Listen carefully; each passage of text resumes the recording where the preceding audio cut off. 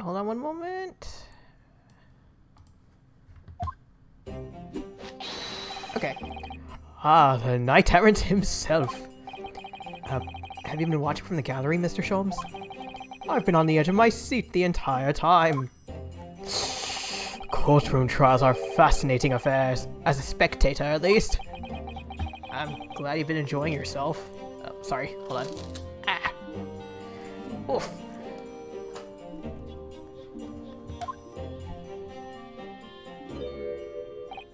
Sorry, earlier I had like a little brace on my wrist because my hand's been kind of weird lately. But holding the controller while wearing that brace, it kind of got uncomfortable, so I had to take it off. I have to ask, what on earth's going on? It makes no sense.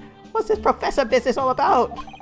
He doesn't look like any professor I've ever met before. Who even is he? Of course. You were in Germany already 10 years ago. Yes, the professor. When I discovered he was the one who had been abducted, a sense of foreboding stirred within me. But who knew the monster would come knocking at your door? My heart felt sympathies. Laugh, laugh, laugh. As it turns out, Lord Van Ziek is even more intimately tied to this case than any of us realized. Yes, how true. His great friend from university in the dock. And now, a waxwork of the killer who took his esteemed brother's life makes an appearance. I imagine even the shrewd Mr. Reaper fails to foresee that kick in the teeth. An extraordinary move on your part, my dear fellow, to throw that in front of the man. You make it sound deliberate. I can't help feeling that this professor case is really very puzzling. Oh yes? In what particular manner? Well, there's Mr. Drebber, Dr. Scythe, and Lord Van Zieks. It seems that everybody in the trial has a link to the case somehow. Ow, sorry, hold on. Just trying to get my setup things, like have my water ready. Set that there.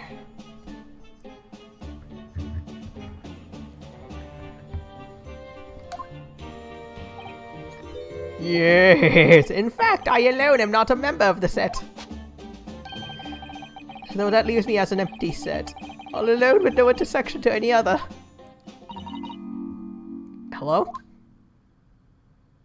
Oh!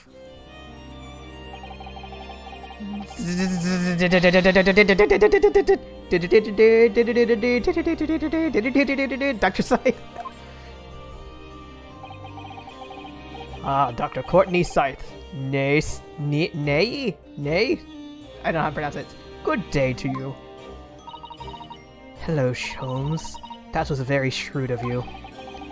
What in particular, pray? You requested that 10-year-old autopsy report from Gregson, didn't you? Why would you assume such a thing? Dang, that sassy pose. Because Gregson told me.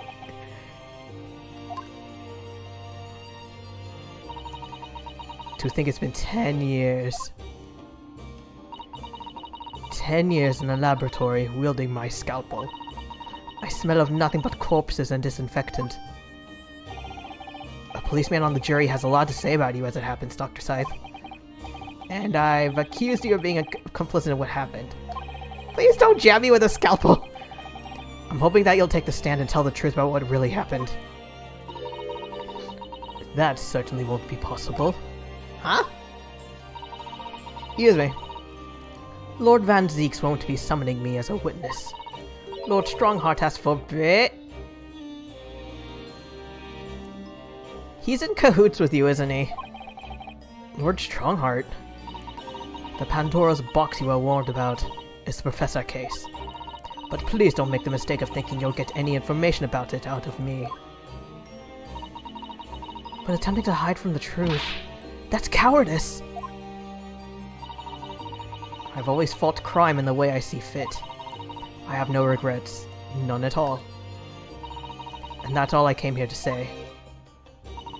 So, good day to you. Tell your daughter I didn't say hi. She tried to kill me. She mentioned it. This Pandora's box. Professor Pandora? Whatever does it all mean? There's really no cause for concern, I assure you. When the trial resumes, the meaning will become all too apparent whether you liked to or not. Huh? Now then, I believe it's almost time. I must make my way back to the public gallery. The edge of my seat awaits! I think maybe you're enjoying yourself a little too much. Ah yes, one word of warning before I go. If in the course of the trial this afternoon you perceive even a shadow of a doubt about the truth, don't let it out of your sight. Pursue it like a dog with a bone. To the bitter end, you understand. Do not falter, whatever may come to pass. Okay, I understand. Thanks. Good, I shall make myself scarce then. Sholmes Caramel?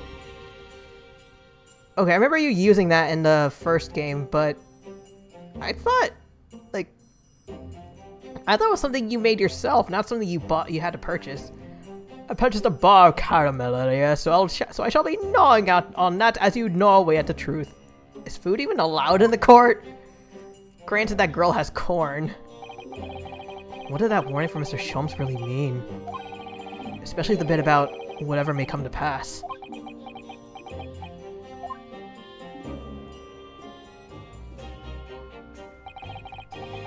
It's time for the final chapter then. I'm determined to find the truth, no matter what.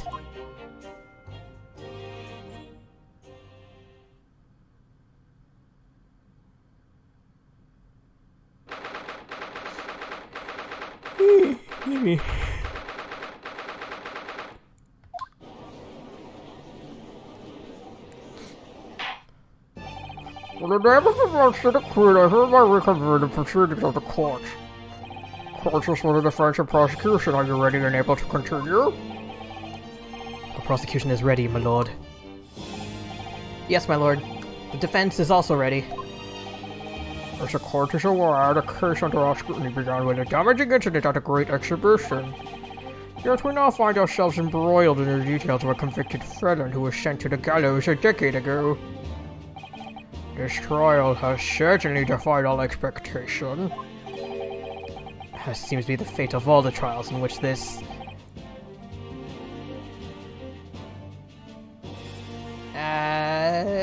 nice tomatoes is involved, my lord.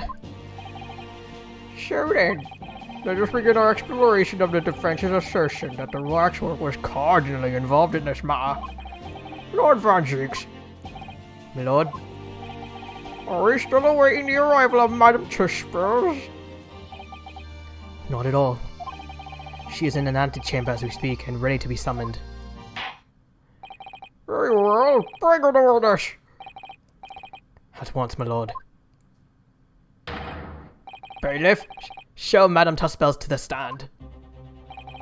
New camera angle. Things are about to become a lot more intense. She's gonna turn us all into wax.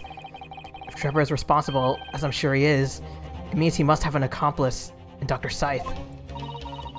And what connects the pair of them is the waxwork. Yes, the model of the professor. That's the key to the link between these otherwise unrelated individuals. It's a tenuous link, admittedly, but at present all we have to go on. Whoa! That's a new animation. State your name and occupation for the court, please. Okay, if memory serves right, she's French, but I'm not really good at French accents. Also, goddamn, that whack. Like, either that thing is really light or she has very powerful arms. My name is Madame Esperanza Tussauds. I am a waxwork artisan and proprietress of the Madame Tussauds Museum of Waxwork. You will have to pardon me for working as I testify. My new exhibit must open very soon. I don't think I'm doing the French accent at all. Oh, so he finally gets a statue, does he? Oh, there are two of them in the world. Oh my. What expression is she carving onto that face? I want a waxwork of myself as well. A number of days ago, a particular waxwork model was stolen from your museum. Can you confirm this? Oui, that is true. At first, we believed it had been kidnapped. A waxwork model kidnapped? Yes, my lord. There was a demand for ransom money left behind by the culprit. However, according to what I have just been told outside the courtroom, that was not the true reason. I understand it was utilized as a substitute for the body of a murder victim. At present, that is no more than conjecture proposed by the defense. This is the victim of the case in question, Mr. Odie Asman. But of course, I know him well. He is a part of my odious personage exhibit. I detest to say what is evident, but Mr. Asman does not resemble the professor at all. Can't you open the head case for us then? Perhaps their faces are very similar. Are you suggesting that we should see now the masked visage of the professor? Shh. I have here the key, but it is strictly forbidden to open the lock. By you? It is absurd. Pardon? I don't know what face you've carved onto your fancy figure beneath that mask. But clearly it won't be that of the actual killer. Indeed. The man's identity was never made public after all. The trial took place in a closed court. The proceedings were strictly confidential. The condemned man was summarily executed. His identity remains a closely guarded national secret. Okay, when he said it was absurd, I was thinking like her saying it's strictly forbidden. It's like, wait a minute, you're the one who made it, and him saying that like the face, no one else should know the face. That makes sense too. There is no possible way that a repository of tawdry exhibits could get its hands on that information. I don't know French, I'm sorry. Quel dommage. It would seem you are unaware of the Tuspel's principles. What principles? The family Tuspels has always prided itself on sculpting its models a la perfection. Every detail, including the visage, is fashioned with complete fidelity. Et voila, our principles. There's a well-known legend about the Tuspel's waxworks from the time of the French Revolution. A member of the Tuspel family is said to have made a waxwork of the queen who was executed. Oui, that is true. It was a century ago now. I believe the queen's face was carved in the minutes following her death, after the guillotine. Yee! You are correct. The model is on display today in the House of Horrors. We Tuspels will stop at nothing to obtain a faithful replica of our subjects. Oh boo, so with the story tenacity and purpose. It is the only way to obtain a truly lifelike representation of the subject. Shh. It has been my family's secret for generations. You mean to say that beneath the mask? Oui, the true visage of the killer is there. This is ludicrous. It's out of the question! The professor spread terror throughout Great Britain. As a result, the Madame Tuspel special exhibit remains extremely popular even today. The killer, emerging from his own grave. It is a sight to behold. You should come. I think it would be beneficial to hear a formal testimony on this matter. You will explain every detail of this macabre model and your personal involvement in its creation. With pleasure.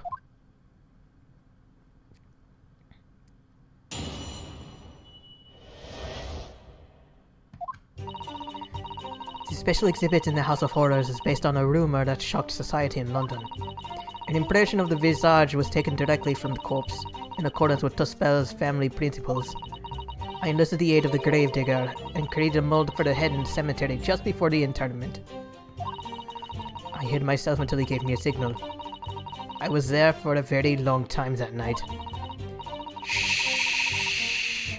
As dawn approached, I was very worried that I could be discovered. The gravedigger! The red section, bitch! I will do all that is necessary to achieve the true resemblance of my family is celebrated for. Nobody else knew. Only the gravedigger. What harm did it do, huh? So you truly saw it? The face of that monster! Shh. Naturally, I was aware at the time that his identity was a secret. But tusk spells would not be tusk spells if we did not insist on absolute fidelity to our sculptures. I don't believe this. I myself have seen the special exhibit at your museum, madame. A truly blood-curdling scene in which the murderer is emerging from his own grave. The scene it depicts was the subject of many rumors in London 10 years ago. I have here a newspaper from the time. Okay. Whoa! Hold up!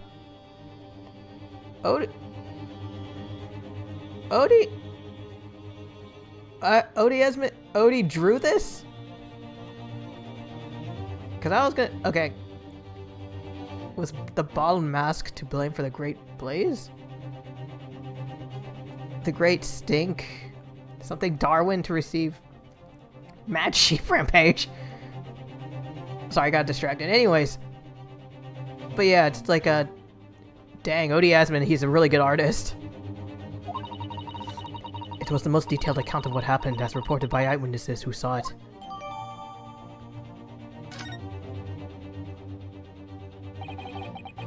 Man rises from the grave. It's too absurd for words. Speaking of words, let me look at it.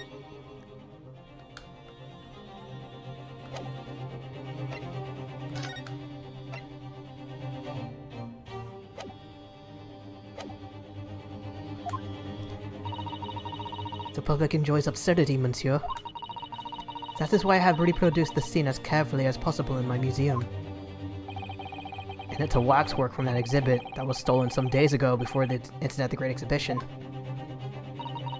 That is correct. The professor you see before you here. Vice President!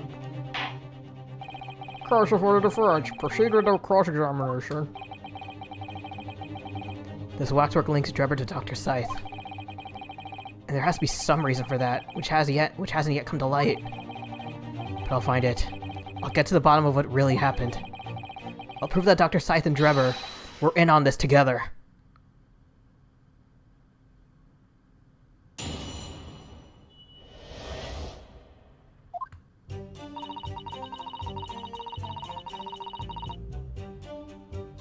Is it? And that rumor would be a 10-year-old tale now, but one that no Londoner would ever forget. Alright, I know just what you're talking about, I think. Of course, it couldn't be anything else. Yes, that story will never disappear. The tale of the condemned killer rising from the dead. That is the central attraction of my House of Horrors. The rumor was whispered all over the city, and it was like this. It was an...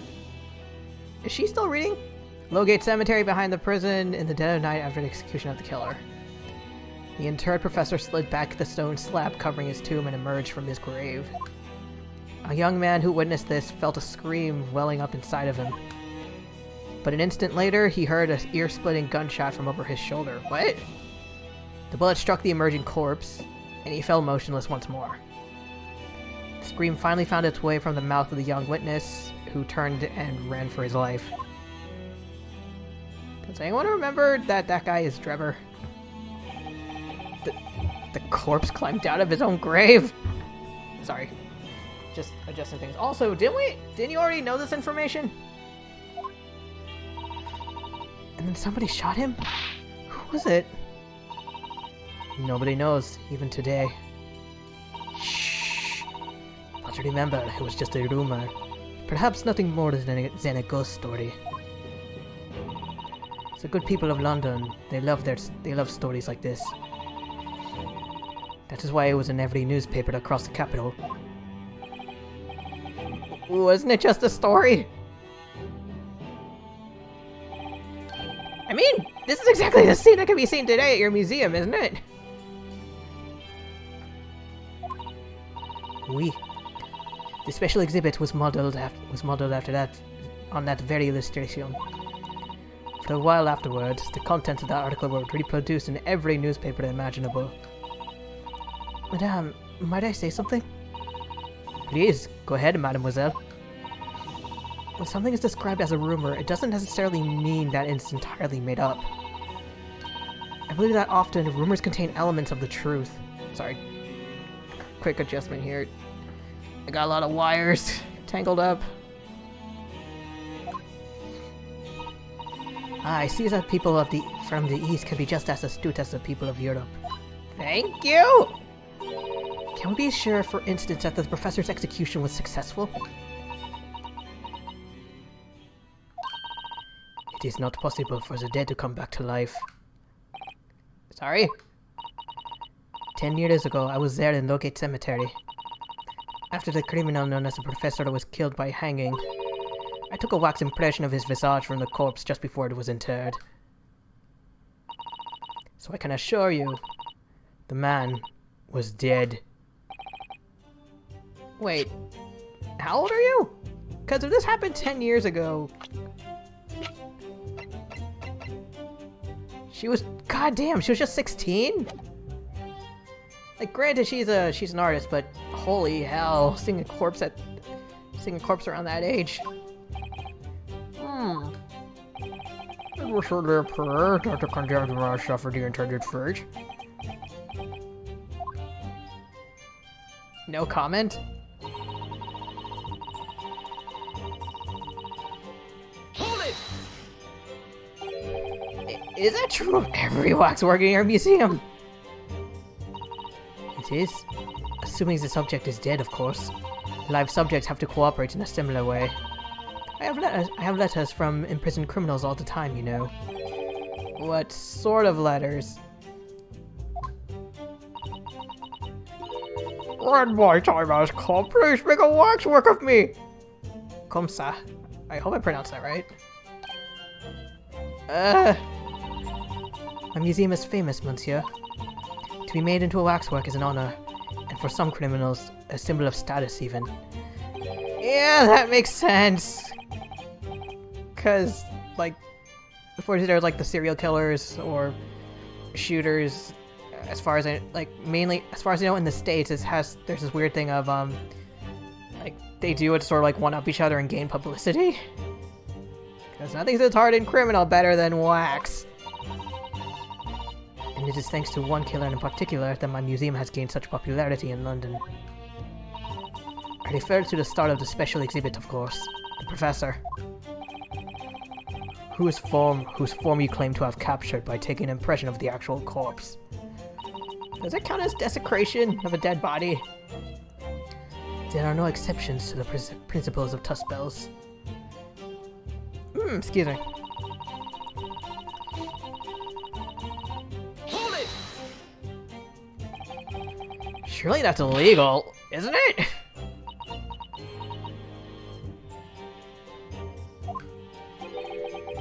It would seem the proprietress of this repository of novelties was blinded by monetary greed.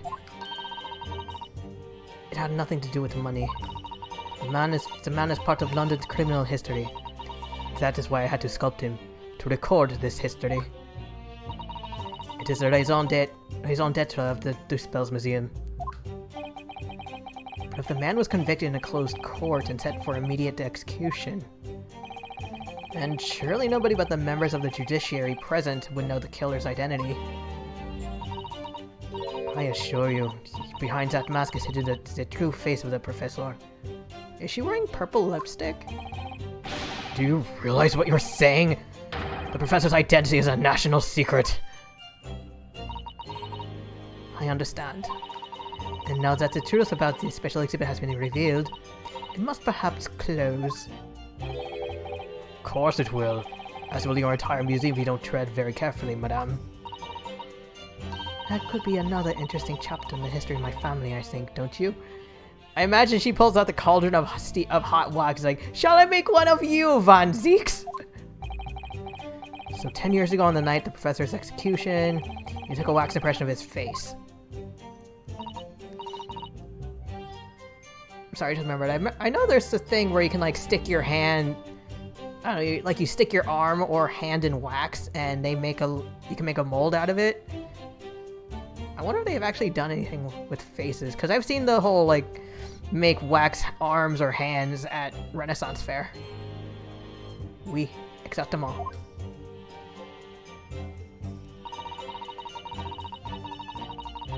Hold it! Did you fall asleep? You were there longer than you expected? I had some difficulties in capturing the subject's form correctly. As I removed the mask, the mouth of the cadaver fell open and I... Oh! It fell off? Dare I ask? The man had been dead for a short while already, you see. His muscles were relaxing and consequently his chin would not align itself correctly. Oh jeez. I don't think that meant that the chin just fell off. What a horrible thought. Under normal circumstances, I would have had an assistant with me. However, that night I was alone, and as a consequence, I missed my preferred window of time.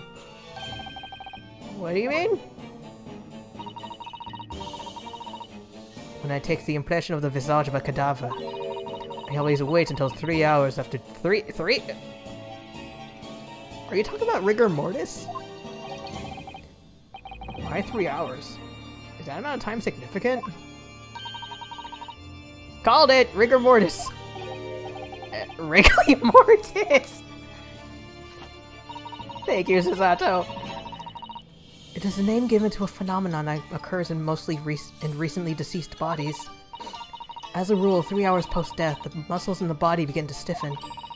By approximately 10 hours post-death, the entire body is completely rigid and inflexible. And then from that point on, the muscles slowly start to revert to their relaxed state. The effect is often used to estimate the time of death when the body is discovered. That was an education, if a slightly scary one. I wonder why that is, though. Like, is there some...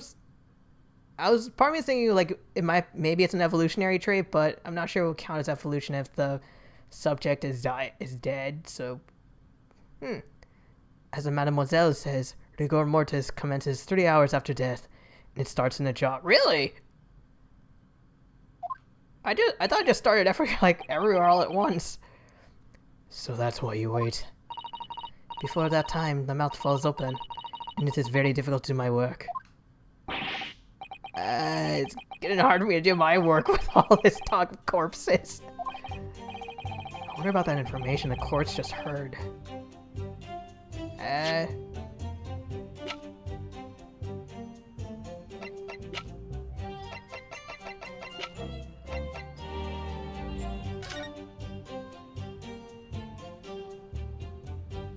When was this picture taken? So I'm wondering if it's a whole, like, I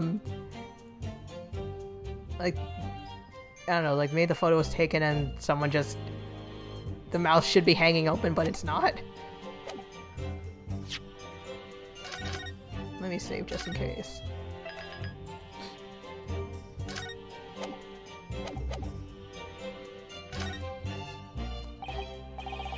The information about rigor mortis that you just shared with us.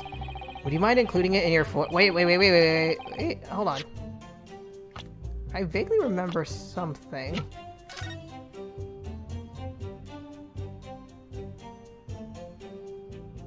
Is the mouth already...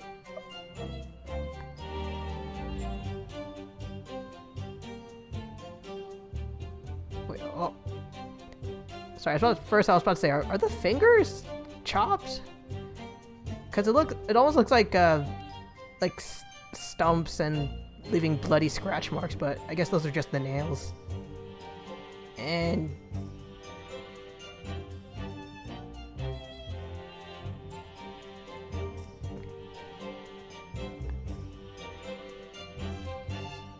Wait, the... Okay, maybe I'm looking too much into it, but is the mouth already open? Of course, I do not mind at all. I can't help feeling that after this latest topic, the atmosphere in the courtroom has become extremely... grave! Susato, now's not the time for puns! This is no time for jokes! Thank you, Ryunosuke. Madam, calling you to read your testimony as discussed.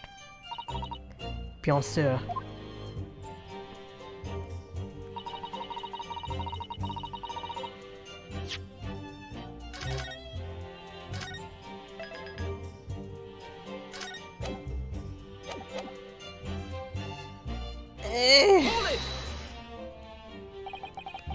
Rigor mortis being the phenomenon you described whereby the corpse becomes stiff.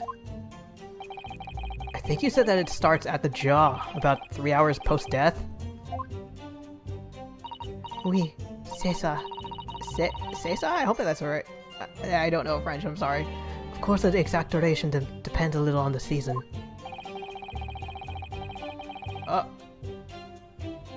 I wonder if it's faster in the summer. I didn't realize a waxwork artisan would be so well versed in the subject. Is she a mortician? Or maybe she's a co-worker of Dr. Scythe? No, that is only elementary knowledge in the field of legal medicine. Well, I had no idea about it, but maybe I won't admit to my ignorance about forensic science. I could ask my father to give you a very simple primer if you like. I think corpses should be your domain! I'm not good with them. Oh dear. I'll do my very best. Shh. Hold it! You say that dawn was approaching. What was the time of day? Approximately? Well, I could not say. But when I left the cemetery with my utensils and wax, the morning light was becoming visible. The execution took place on the 17th of June, which had the earliest sunrise of that year. Summer solstice? Indeed it did. First light would have been around 4:40 in the morning. It really is early. The fact is, I had very little time, so I finished my work in a half hour. It was necessary to complete the impression and bury the body before daybreak. If somebody had discovered me there, it would have been a catastrophe, so I had to hurry. Speaking of hurry, she's going to town on that sculpture. Is it me, or does Mr. Show seem to be taking shape more quickly now, too? It's only pretty well extraordinary thanks for your work, madam. I wonder, is what she said particularly significant?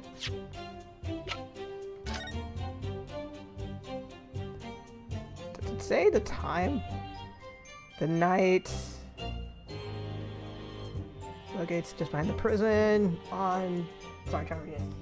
The night of that foul demon's execution, the newly interred professor forced off his grave, covered as he clawed free of the earth.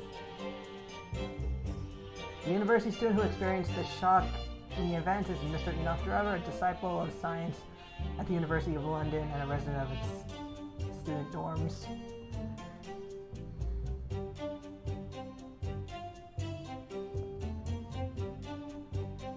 Charles Darwin, okay. Highly important contributions in research to the fields of geology, zoology, and botanical physiology. The great resolved to relieve the citizens of London of the horrifying stench that carries on the slightest breeze. Wait, where is it? A great sewer system is to be built underfoot that will divert feek. Ew. Oh god, they were all spilling poop!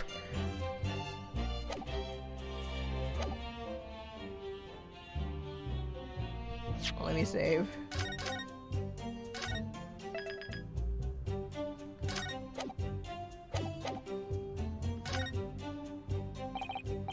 Madame, those details about how long it took you to complete the sculpture, could you include them in your testimony? I believe they may be significant.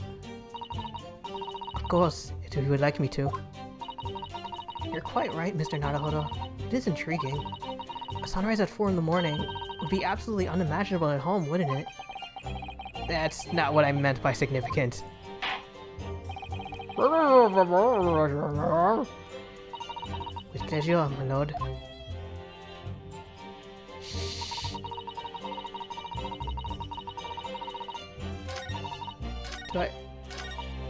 Is the rigor mortis mention still there? Oh, it's got. Okay. Hold it! Do you have reason to believe you might be discovered once the sun came up? I had paid the gravedigger money to keep my little secret, of course. But with the morning lights, I knew that the warden from the prison would commence his patrol of the area. Couldn't you have just paid off the warden too?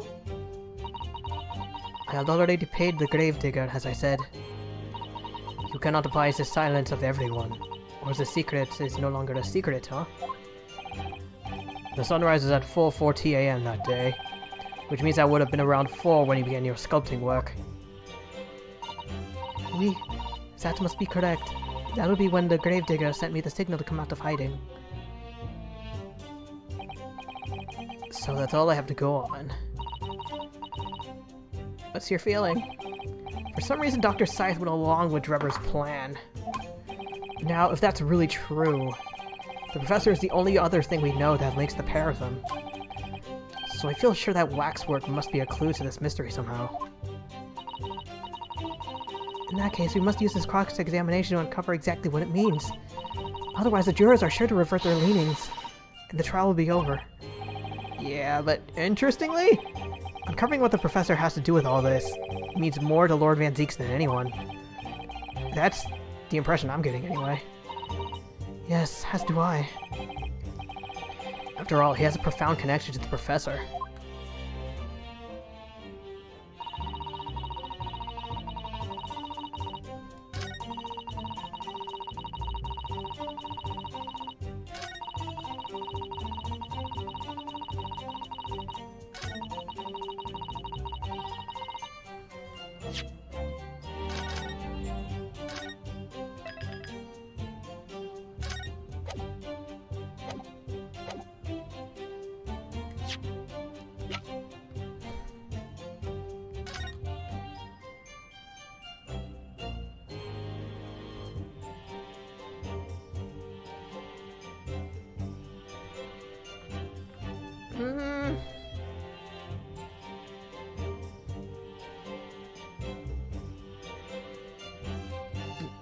Mad sheep rampage.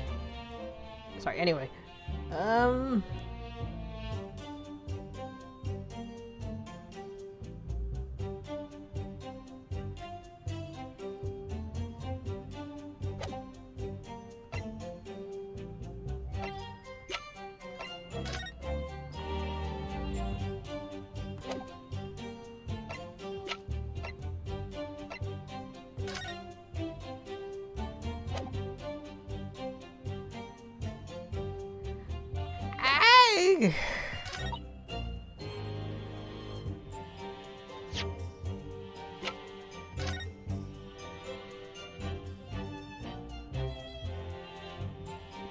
Dead of night.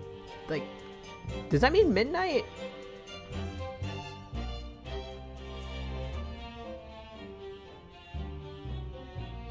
Like, hold on, did it say here? Just behind the prison on night of the unit execution.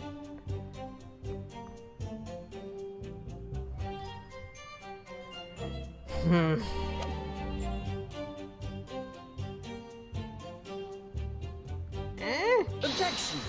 Fuck!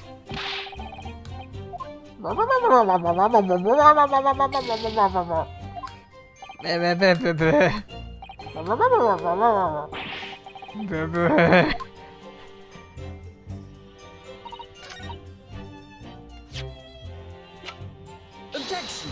Fuck! No! Okay. Sorry, I'm reloading because I don't trust my luck.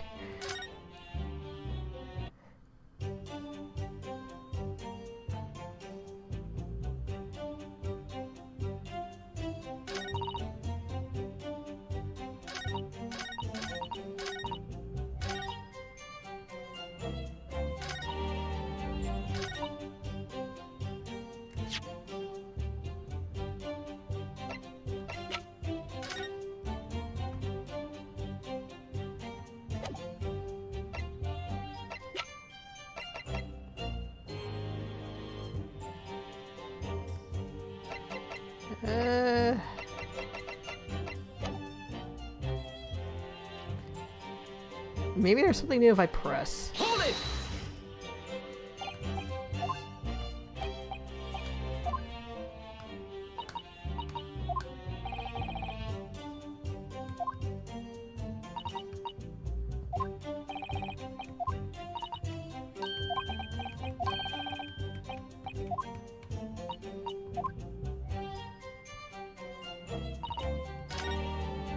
Whoops.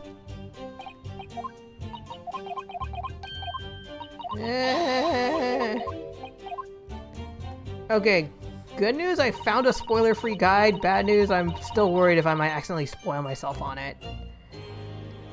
But...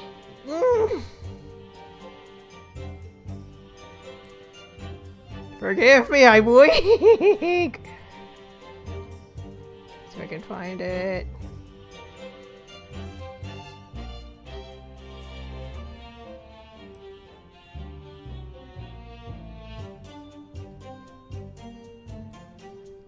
Sorry, I'm just looking through the guide. It's pretty long.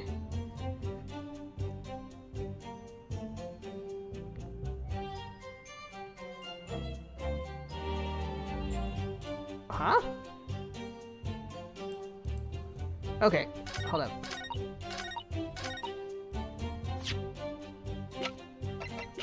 So according to the guide... Oh! Oh! Objection! Wait, what? No!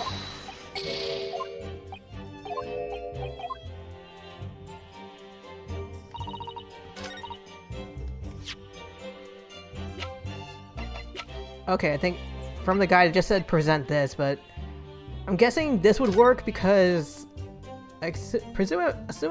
assuming she started working around like 4 or so, wouldn't that have been long after rigor mortis kicked in? Objection! Madame Tuspels, I have here an autopsy report that was filed 10 years ago. It confirms the death of the professor following his execution at the gallows. And is that a problem? I believe it is, because your testimony and a particular detail in the report completely contradict one another. Oh, quoi? Are you going to explain yourself, my nitrogen friend? According to her testimony, Madame Tuspels was creating her wax impression just before dawn, and at the time, rigor mortis had not yet set in. Am I correct so far? You are, yes. As I said, the stiffening of the jaw is the first sign of rigor mortis, 2 or 3 hours after death. The man's chin was limp, so he cannot have been dead for a long time. He had to be! Yeah, if you look at Dr. Seiss' report, it clearly states the following. Death by hanging confirmed at midnight, 17th of June. No. If the professor indeed died at midnight that day, then by the time you were sculpting his face, rigor mortis would have already set in. Oui, yes, you are right. The chin, it would have been completely stiff. In other words, this report is bullshit! Objection! No coroner makes mistakes when recording the time of death. The very idea is absurd. Maybe she was lying! In that case, there's only one possible conclusion. The execution didn't take place at the stated time. Impossible!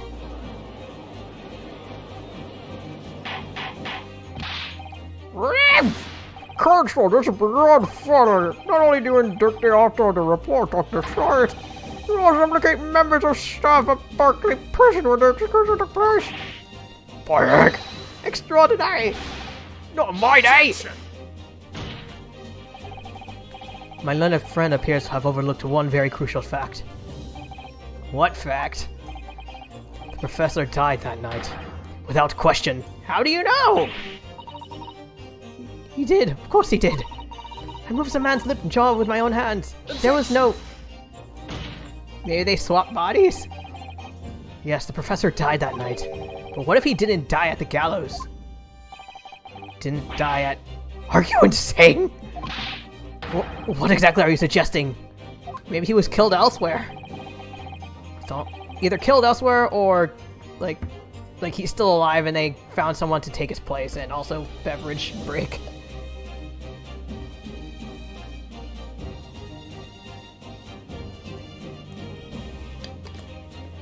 Ooh.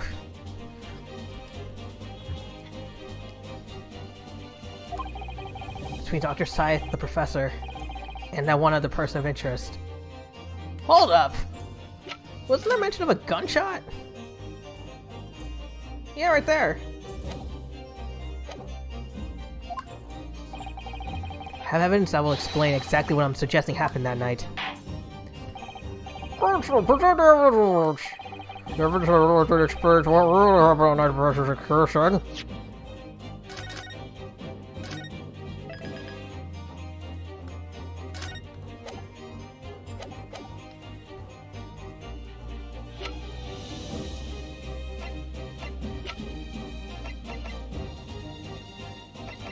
I mean, I feel like the gunshot would be it. Take that! What happened that night is written very plainly in this news article. Executed criminal returns in the dead of night at local cemetery. You're suggesting it was a corpse coming back from the dead? Well, okay, if this article is to be believed, yes. The professor, assumed dead following his execution, emerged from his grave and was killed again. Objection! Don't be a fool, that's simply a rumor published by the gut press. Can you be certain of that? Are you serious? The point is, as the article says, there was a witness to what happened. My word, yes indeed. Masui? The young man who was stolen to the cemetery by chance that night. Objection! Of course there was a witness. The story didn't write itself, but obviously the man made it all up. In any case, this is 10 years ago now. There will surely be no hope of finding him. Are you all... Did any of you read the paper? He's in this courtroom right now! On the contrary, my lord, we all know who this witness very well. You might say, Domo arigato, Mr. Roboto. Are you suggesting, Counsel, you've identified the person in question? Did you know who claims to have seen these utterly incredible events take place? Yes, my lord. In fact, you could say he's right here. You will substantiate your latest claim now then, Counsel.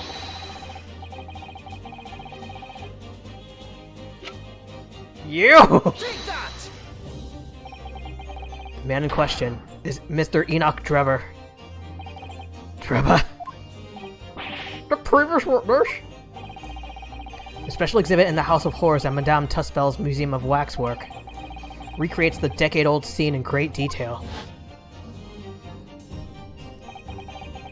The condemned criminal emerging from the grave, and beside the tomb, a young man with a lantern. Stumbling upon the terrifying sight. I thought he was the gravedigger, but I might be wrong. And that young man is a 10-year younger Mr. Enoch Drebber.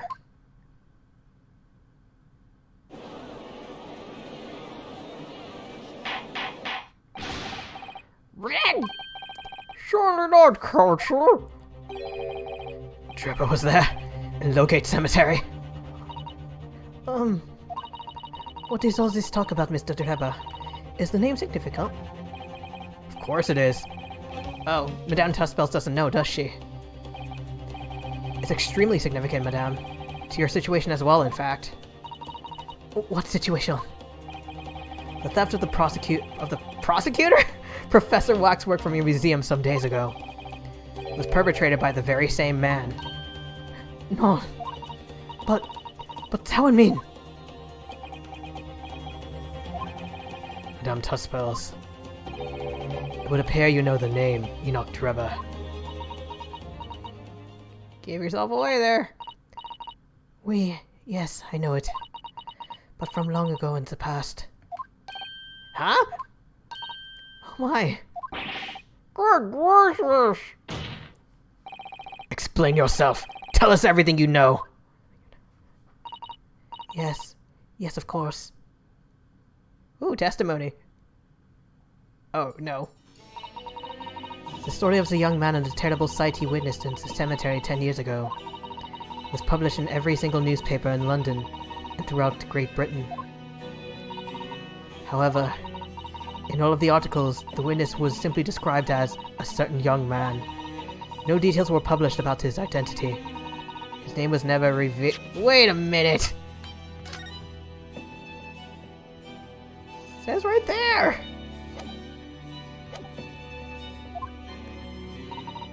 That is, apart from in one newspaper.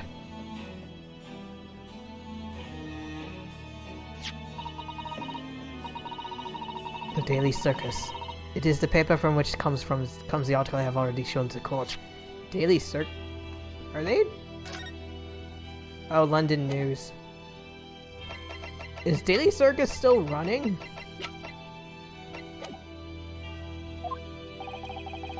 You're saying his full name was only publicized in that one? Goodness me, yes, here it is. I can't read. The university student who experienced this shocking event is Mr. Enoch Drebber, a disciple of science at the University of London and a resident of its student dorms. Wow.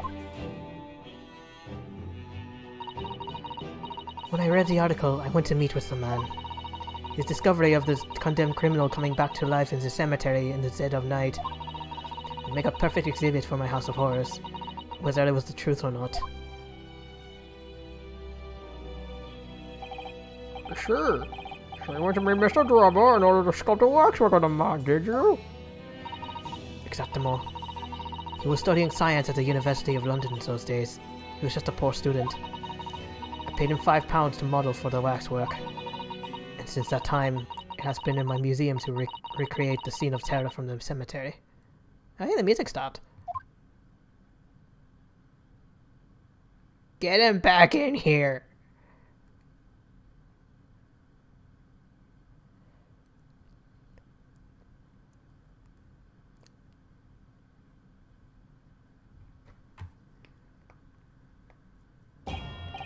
So, 10 years ago, a young man appealed to the public about an extraordinary event he witnessed. A criminal who had been put to death, re-emerging from his grave in the middle of the night. But the public treated his claim as nothing more than an amusing anecdote that was soon forgotten. 10 years later, the same man steals a waxwork model of the executed criminal, ostensibly to use as a body double for the victim in the case we're discussing here today. Even though the waxwork's build is a poor match for the victim, and its face is obscured by a mask. So the question is, why would the man do such a thing? Because you're bonking mad! Which brings us to 3 days ago when the birdcage crashed into the Crystal Tower. If the birdcage had in fact contained not the body of Mr. Asman, but the same waxwork, the coroner from Scotland Yard who investigated Dr. Scythe would have noticed immediately. And yet, she submitted this autopsy report for the victim, which the court has seen earlier. Why? Because the waxwork was that of the professor.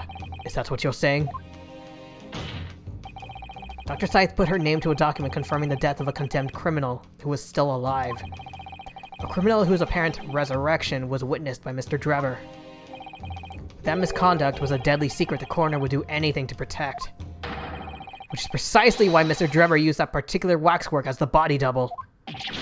Ah!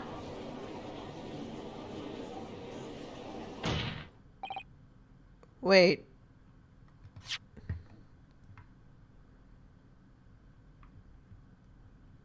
Okay, so Drebber told someone, but Scythe wanted to keep it secret, so he stole the waxwork.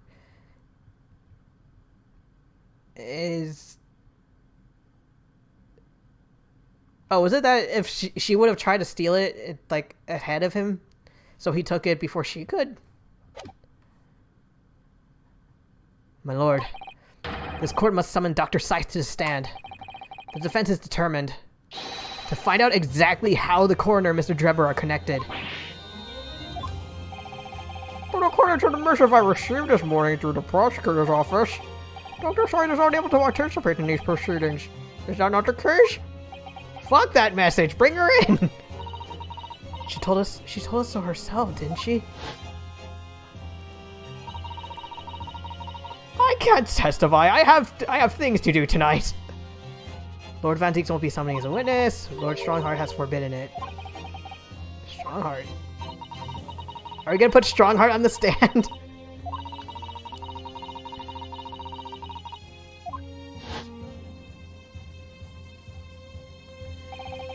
Something happened on the night of that killer's execution. And surely nobody would want to get to the bottom of that more than Lord Van Zieks.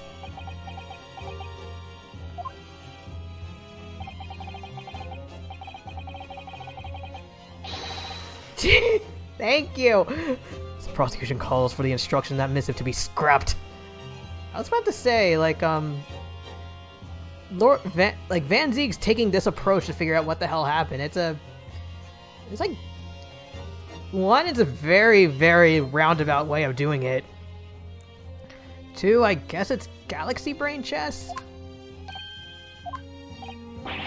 Lord Van Zieks, the missive was issued by the Lord Chief Justice's office. Objection! He can eat my feet! The assigned prosecutor has a final say on policy in any particular trial. In other words, me!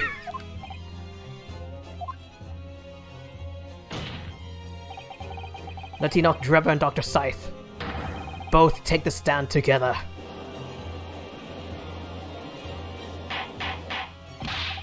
Red! Very well, I will uphold your request. Bailiff, send us a print with immediate effect and arrest Dr. Scythe to the forensics team. The woman is compelled to attend on Her Majesty's orders. Wait, the Queen isn't here right now! Enoch Drebber and Dr. Scythe. If they weren't colluding with one another, this crime could never have been committed. Just a stone's throw away, I can feel it. The truth behind all of this is about to come out.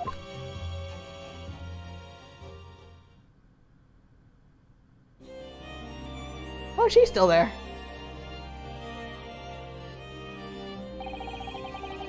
Thank you for attendance at such short notice, Dr. Scythe. I'm disappointed in you, Lord Van Zieks. Drebber and Scythe's hair colors are very similar. Also, I think they have the same complexion, albeit Scythe is a little more pale. You completely betrayed the agreed policy of both Scotland Yard and the prosecutor's office. Betrayal is not in my nature, as long as the truth isn't compromised. If it is, if there's even a hint of wrongdoing, then no matter who it concerns or disgruntles, I will pursue the matter to the bitter end, as would any prosecutor worth his salt. Excuse me. Mr. Drebber, you took the victim's life by means of a machine that you constructed in your workshop. Beep. And Dr. Scythe, as the investigating coroner, you were the first on the scene to examine the victim's body. It is the belief of the defense that you collaborated with each other and were both complicit in this crime. And where's your evidence? At present, we have no definitive evidence, but we do have a very significant clue. What are you talking about? I'm talking, of course, about the waxwork. Right there! This model of the killer known as the Professor, who was sentenced to death 10 years ago. You don't need to tell me. I witnessed the man's execution with my own eyes, and officially pronounced him dead. That remains to be seen. Is that so? According to newspaper reports from the time on the night following his execution, the killer came back to life. Shh! Don't waste my time. And the sole witness to that mysterious event was you, Mr. Drebber, wasn't it? Beep, beep, beep, boop. If what you saw in the graveyard that night 10 years ago wasn't some chilling fiction, but reality, it would make you privy to a very great secret of Dr. Scythe's. A secret so profound it could compel the coroner to agree to collaborate in your evil scheme. Mr. Drebber, tell the court. Tell everyone the truth of what you saw that night in Lowgate Cemetery. Beep boop. So he was the student who saw it. You can see the resemblance, actually, can't you? With the man in Madame Tussbell's, I mean. Surely he's not going to claim that's really what he saw, especially not after all these years. He was a research student at the University of London, wasn't he? And a bit too narrow for his own good, if you ask me. Cool. What an interesting twist. When at the time, not one person would take me seriously. Yet now here we are, 10 years later, and suddenly my story matters, and in a court of law. Whee! Very well then, if everyone so wishes. Tick-tock, let's be frank. I'll tell you the truth of what happened that night, for what it's worth.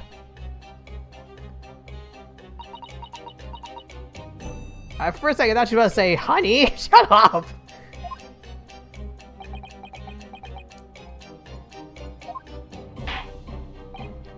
Oh, Mr. Driver, your testimony, please, about the events of that night 10 years ago.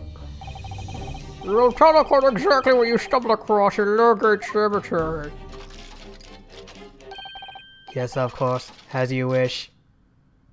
Whee!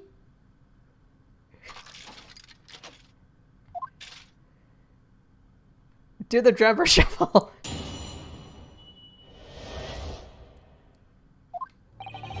The reason I was in Lowgate Cemetery at all 10 years ago was for a spot of moonlighting, shall we say.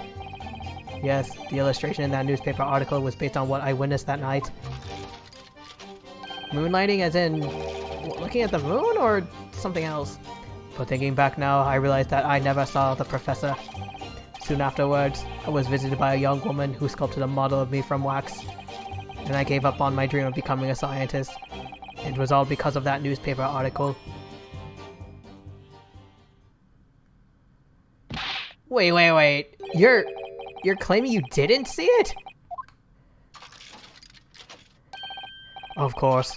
You would have to have a screw loose if you believe a corpse could come back from the dead. I'm pretty sure you have a few screws loose already, like in your arm, in your monocle. Wait, so this article is bullshit. I think that would describe it perfectly. If the details in the article aren't true, it nullifies your argument for why Mr. Drebber and Dr. Scythe would work together. So he's discrediting himself to cripple my argument? Driver, you claim to have been in the cemetery on some auxiliary business. Can you elaborate? That's right. Grave raw. Were you trying to do a Frankenstein? Also, I feel like I've heard the term moonlighting before, like, the context is a little NSFW, but basically it's like, there was an artist who, they take commissions for for just regular drawings, but on the side they also take requests for not safe for work drawings. As you know, Lowgate Cemetery is at the rear of Barclay Prison. So among students at the university, it has a reputation for being haunted by the ghosts of condemned convicts. Grave robber, you say? Yes, exhuming fresh corpses to sell. Like selling organs? Or are you just selling the entire body? Of course, I never laid a finger on any valuables buried with the dead. So we are one of the so-called resurrectionists. Particularly unpleasant scourge on society. Actually, my fellows and I went by another name. Repurposers? Wasn't there... I don't know, I'm reminded of a movie title like The Reanimators? That's quite beyond the pale. You would defy divine retribution, sir. Yes, well, I think I suffered retribution enough. Also, I do not believe in God. The Daily Circus eventually unearthed my name and put it in print. It caused me a great many headaches, In the end, I had to leave the university. That was the only paper with the bad grace to identify me unambiguously, I might add. You see, out of interest, who drew the illustration for this article? There's a signature on it! Oh yes, that was the reporter who exposed me. He sketched that right in front of me as I described the scene. Wee boop. Obviously, as time ticked on, I bitterly regretted what I had done, claiming to have seen something I never truly saw. Foolish, very foolish. On the grounds of the defense, you may proceed to cross-examination now. At once, my lord.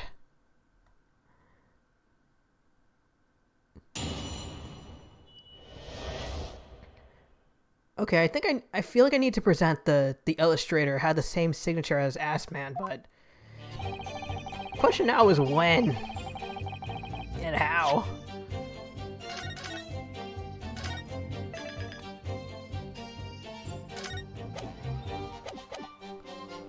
Hold it! By moonlighting, you mean grave robbing, right? Surely you only need look at the graveyard scene and my appearance to gauge the answer to that. Lantern and spade. Who on earth would want to buy a dead body? Any major hospital.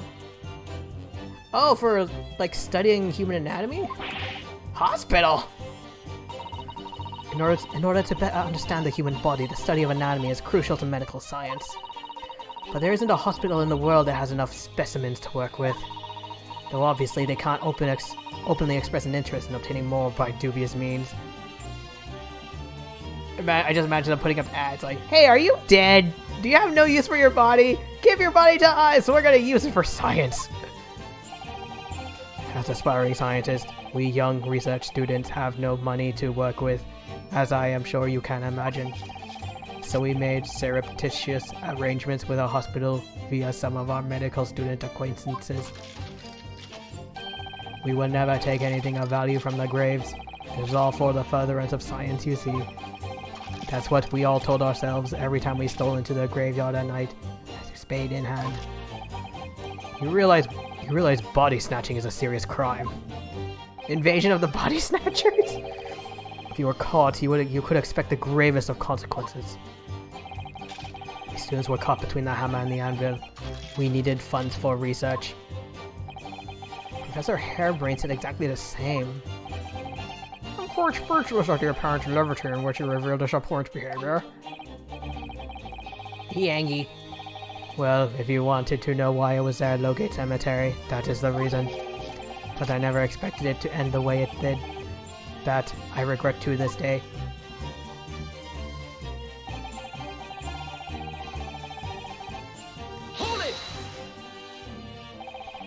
Strange happening at Lowgate Cemetery, which you now deny. Not entirely. I ran to fetch the police at the time, you know. I was shaking like a leaf. But they didn't believe a word of it. In fact, I was very nearly arrested myself. So you went to the papers instead? I started big with the London News, but unsurprisingly, they didn't want to know either. I keep expecting his hand to, like, bap against Dr. Science's face. In the end, though, it was reporters from the gossip rags, the gut press, that came to get my story. And it spread like the plague through the capital, as gossip-hungry Londoners lapped up the tale. The story was in every single paper at the time, with the exception of some broadsheets? Is that slang for newspapers? And yet only 2 or 3 of them actually interviewed me personally. Most of the accounts turned out to be very interpretive ghost stories. What about the article in the Daily Circus? That particular journalist found me at my dorm. I don't know how, but he discovered my name. So I recounted to him exactly what had happened that night.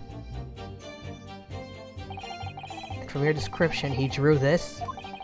Precisely. That's how I learned that the condemned man was the infamous professor. Because the reporter told me so. I had no idea myself, you see. Newspaper reporters are wont to snoop around in matters that don't concern them. So the scene portrayed in the illustration is accurate then. Well... Shrug. Hold it! What are you talking about? I think I explained already, didn't I?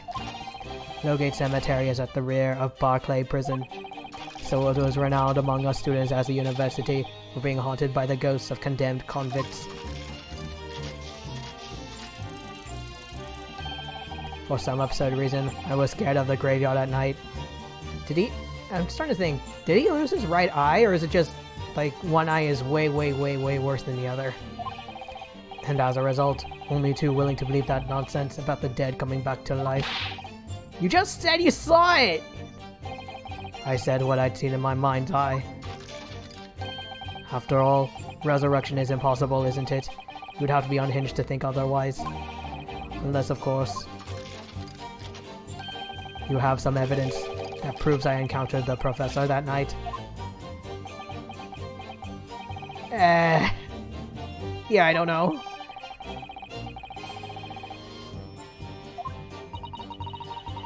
Do we have anything? I mean, there's the illustration, but I don't think that counts. The camera, maybe?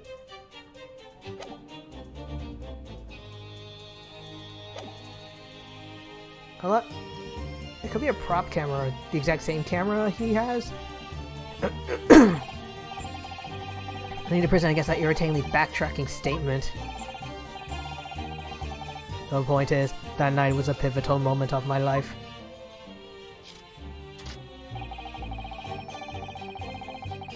Hold it! That young woman being Madame Tuspels, of course. Precisely. I must say, I didn't expect to run into her again like this 10 years later. As I explained, I went by the name published in the article and... Comme ça, I found the man. The article in the Daily Circus, I think you said.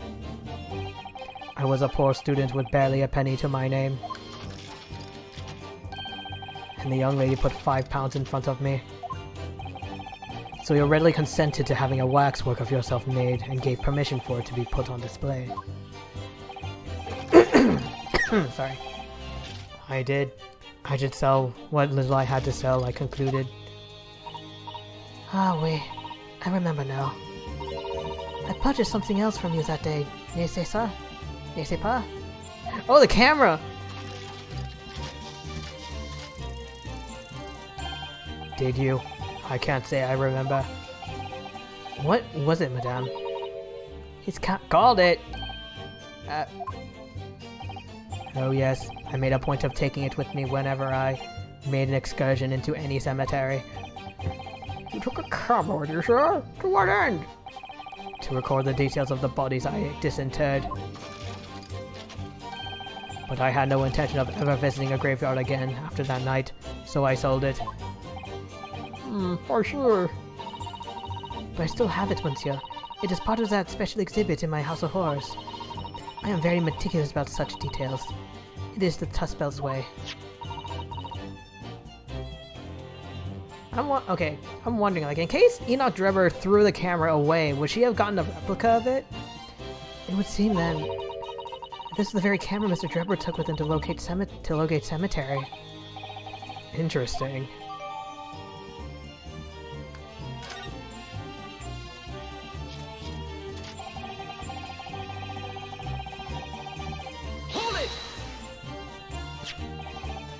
This article, you mean? Published in the Daily Circus?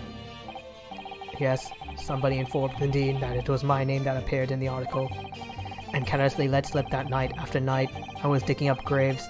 Hardly a model student, you might say. The university's reputation was execrably defiled, and I was expelled as a result. Mon Dieu, I had no idea. And having been run out of university, you found employment in a somewhat specialist trade. Beep boop. You combined your knowledge of science with knowledge of stage magic to create various experimental machines intended to demonstrate never-before-seen technology. And you use those deceptive machines to trick the government and private investors.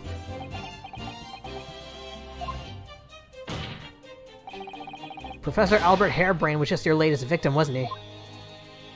Beep boop. Whatever are you talking about? I have no recollection of doing anything of the sort. Why would she... What's Dripper up to? Why would he suddenly change his tune and recant his claim?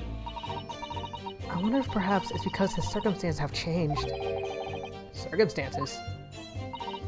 Well, if he admits to having seen the professor emerging alive from his grave, it will expose a secret in Dr. Scythe's past that she desperately wants to hide. Oh yeah!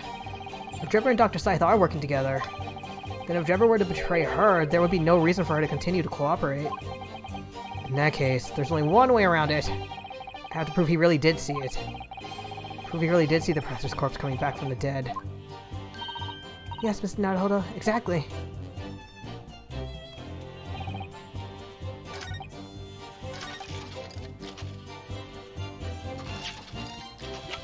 Hold on, what? Maybe? Like, I'm wondering if there's a way I can... Where our plate goes... Okay, I think I've seen this text already.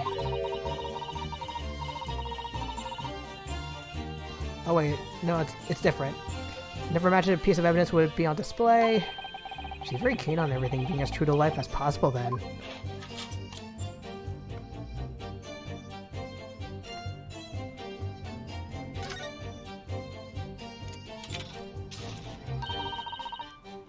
What a wonderful machine. Oh, I think I've seen this one.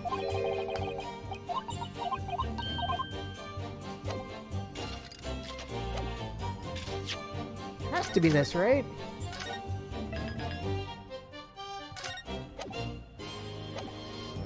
Like, you didn't see it? Then why does this camera have blood on it? Objection! Fuck!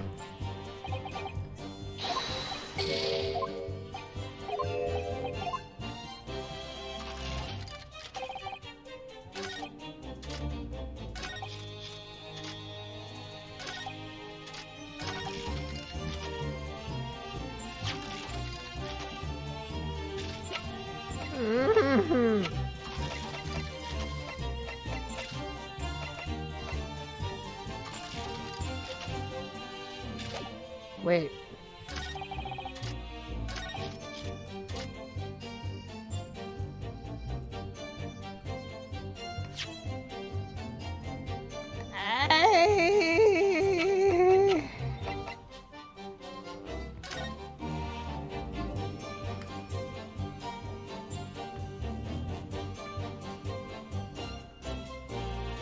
What did it say there again?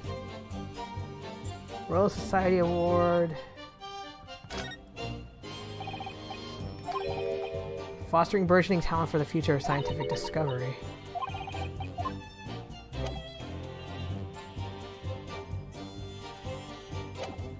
Eh.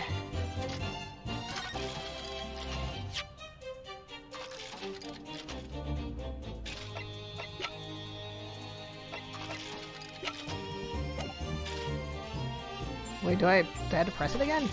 Hold it!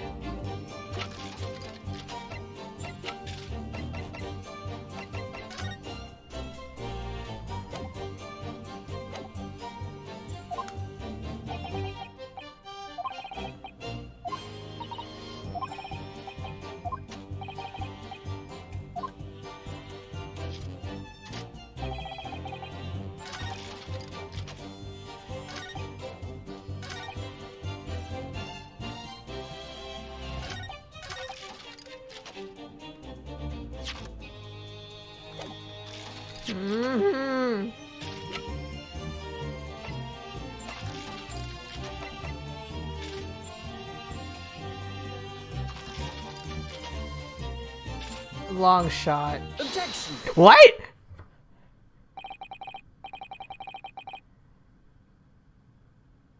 He's gonna say that newspaper is bull crap. I lied or something like that. Sorry, Mr. Driver, but I don't believe that. Don't believe what? Your latest claim. You did see the professor that night. Oh dear, we seem to be at odds. But I was there, and you were not. I know what I didn't see. Wait, maybe this leads to the camera. The illustration with this article was drawn based upon what you told the journalist that you witnessed. A figure emerged from a tomb wearing an iron mask. Yes, when the killer was tried 10 years ago. It was decided in the closed court ruling that the man would wear the mask to hide his identity. It wasn't to be removed even during his execution and subsequent burial. Not even the prison wardens were to shoot a man's face. But obviously, the provision of this mask was not public knowledge. Oh, okay. I'm dumb.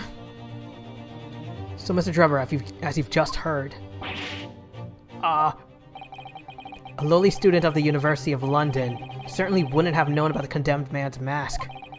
So unless you'd actually seen the professor that night, it's inconceivable that the artist would have included the mask in their illustration. Og.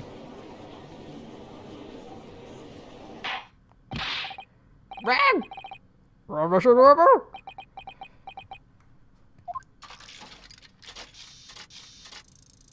Recalibrating. It's a vile scene, isn't it? If you look closely. And as I've already been at pains to point out, I was utterly petrified, which is why I had it in my head that I'd seen such a blood-curdling sight. But afterwards I came to my senses and realized that I had been mistaken. You're still saying you didn't see it? If you're stubbornly sticking to that story, witness. Oh, he's on my side. Amend your testimony to explain exactly how you think your eyes deceived you. Of course. Only too happy to oblige. Can't believe he's still not gonna concede. Beep boop. I just realized that his steampunk arm would be a great back scratcher.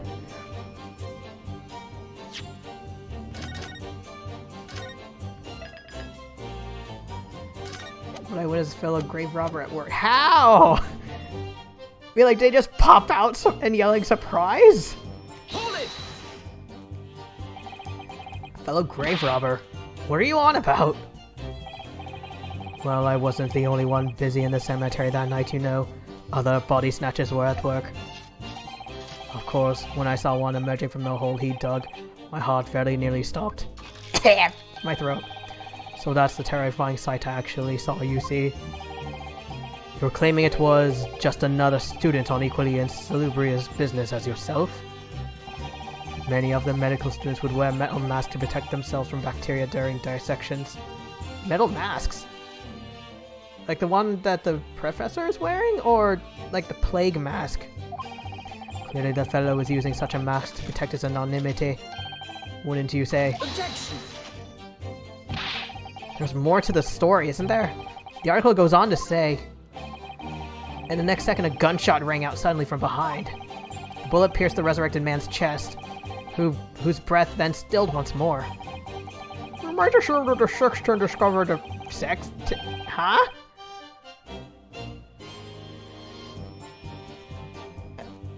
Sorry, hold on. Like...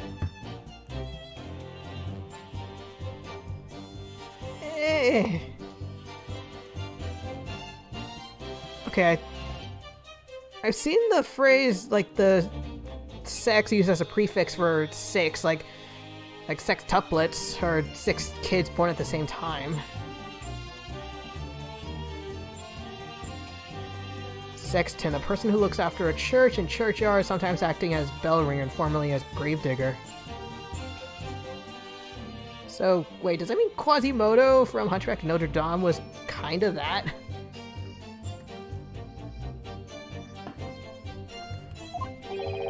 If a gravedigger had shot someone in the cemetery, I think it might have been rather big news. Oh, yes, well, I can only assume it was an embellishment bolted on. Strange. Hello? Excuse me. Madame Tussbells. Don't take it out of Mr. Sholmes. Ooh la la, pardon. I was lost in my thoughts.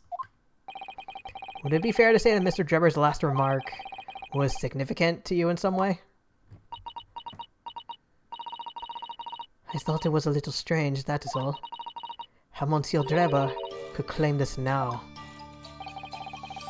If you don't mind me saying, madame, what are you talking about?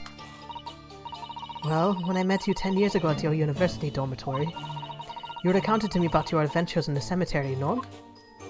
Shh! Including the gunshots. Stop! Oh wait, that's it. Whoa! You might want to watch your tongue, you know. Objection! I don't think I've ever seen him slam the desk. Have a care, Drebber. That's no way to speak to a lady. Please, Madame Tussbells. Carry on. Of course. Also, like, when the camera panned back to Tussbells, I swore I saw Enoch just looking in her direction, glaring. According to what Monsieur Drebber told me at the time, he did hear a gunshot from behind him, and the bullet hit the condemned man. I said nothing of the sort. Oh no, you were very explicit about the details. About the mask that the figure was wearing. And the blood that spattered over you when he was shot. Enough. Shut up, woman. You're making this all up. Also, okay, there were some mechanical sounds when he slammed his right hand, so... Are all of his limbs robotic? Mr.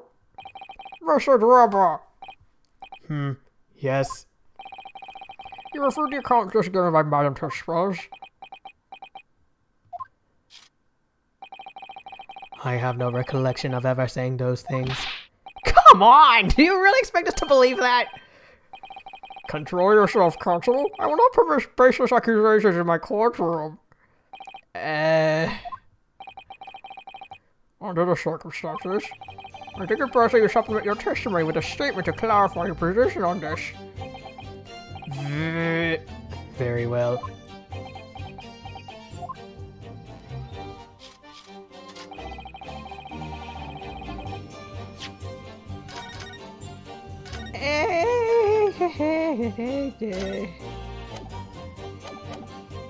You sure about that, buddy? Objection! Mr. Drebber, do you remember this camera? But that is a camera from that fateful night. Yeah, we borrowed it from the House of Horrors. I'm sorry. It's a camera you took with you to the cemetery that night, Mr. Drebber. And what is that supposed to be? Is that supposed to be significant? This kind of camera is rarely seen in our homeland, so my colleague and I were keen to examine it closely. We noticed that the lens extends forward on the lens of some bellows. Like this. Hold it! Huh? I have never seen him yell hold it before. What's that? There, just on the bellows. It looks like a dark red stain. That's right. It's a rather conspicuous mark here on the bellows, it seems. Lord, are you suggesting? Yes, my lord. It would appear to be a spatter of blood. Something that could be confirmed with a simple chemical test. Isn't that right, Dr. Scythe? It would be difficult to determine if it was human blood, and not the blood of some animal.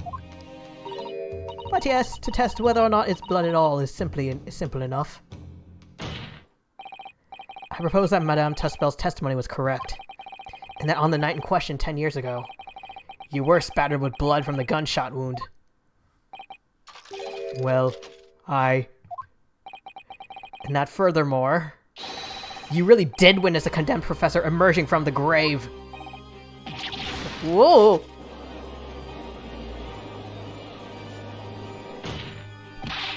There's simply no way you could have forgotten such a traumatic experience. Tragic and traumatic. In other words, the only explanation is that you're trying to hide the fact you saw the professor. Objection! Do you want me to uncover the truth or not? Oh, he wants me to. He just wants answers.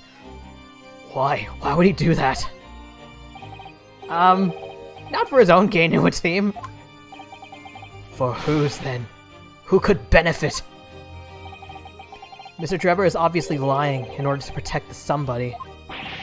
My goodness, he's shielding someone. I noticed that he looked directly at Courtney. And yet, yes, my lord, and clearly, it's someone who doesn't want the truth about the professor's coming back to life to be exposed. Oh, gotcha. Where is it?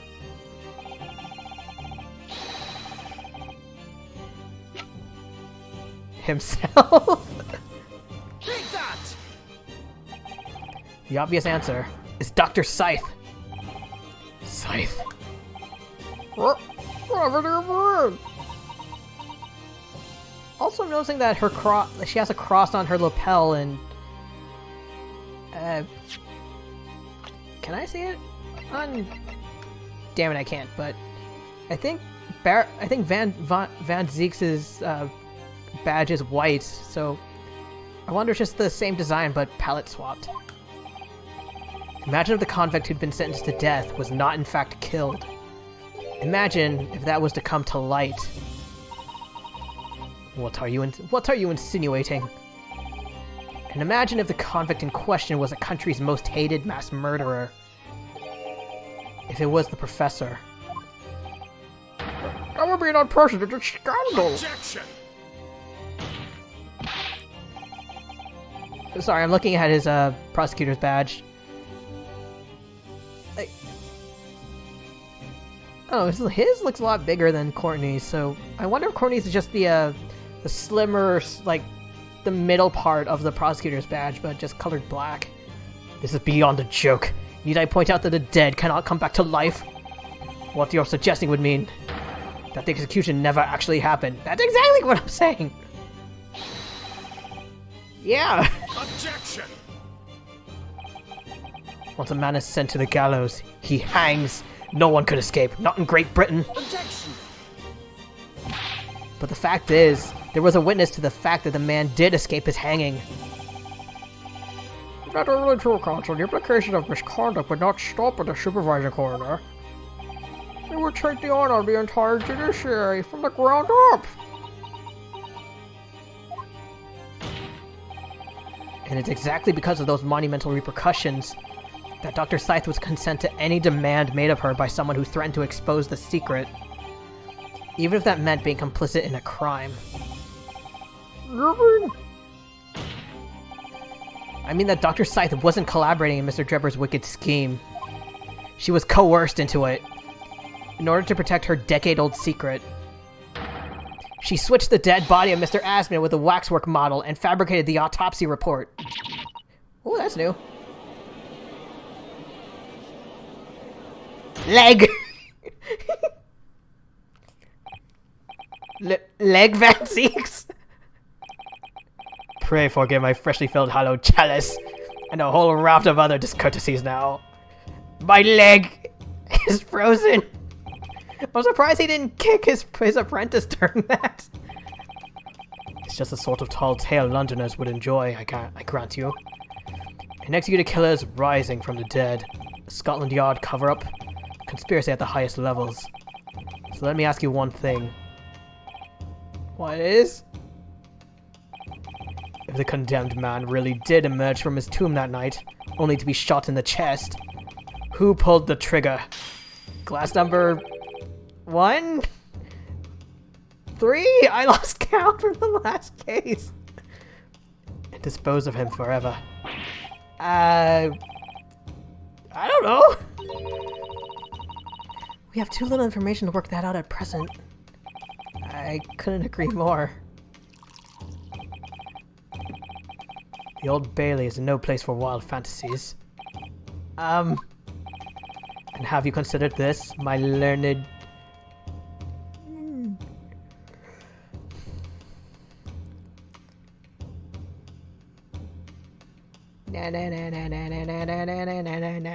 Friend. Considered what? Do you realize just what a dangerous endeavor it is?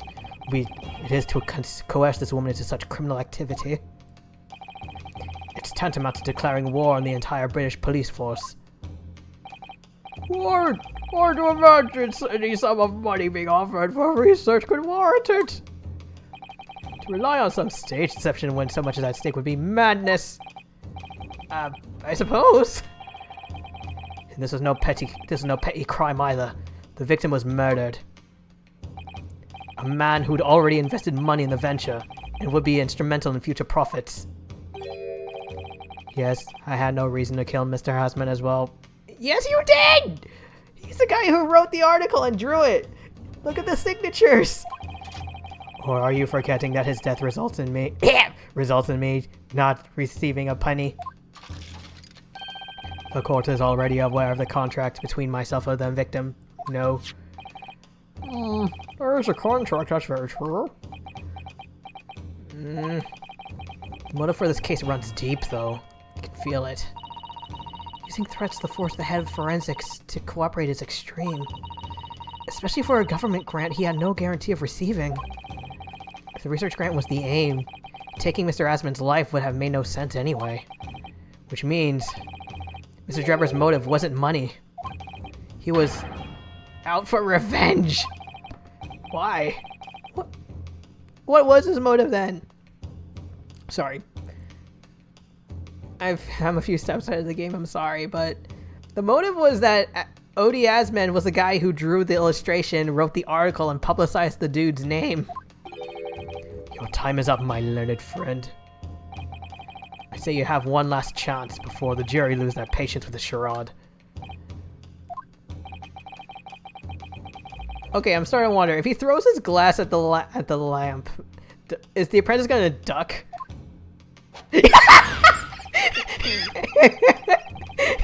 Okay, he didn't duck, he just moved out of the way. He knew. How do you explain why this engineer would throw all caution to the wind and turn his own construction? I'm sorry, he just ducked out of the way like it was nothing. At this point, I'm not prepared to listen. At this point, I'm not prepared to listen to more of this outlandish conjecture without proof. So, counsel, present your evidence. Okay, who exactly was Asman to Drebber? There's a connection there that no one's seen yet. I have? I'm gonna have to present 2 pieces of evidence to show what it is. Slap. Oh, his eyes, like... Usually when he slaps himself like this, the eyes are like, the eyelids, they're drawn sort of curling upward. This time they were down.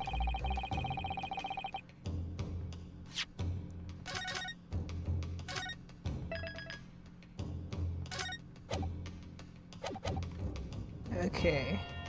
I'm presenting two of them, right?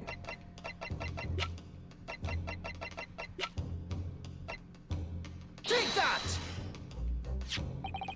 Mr. Drebber, I have here the contract that you signed with Mr. Asman.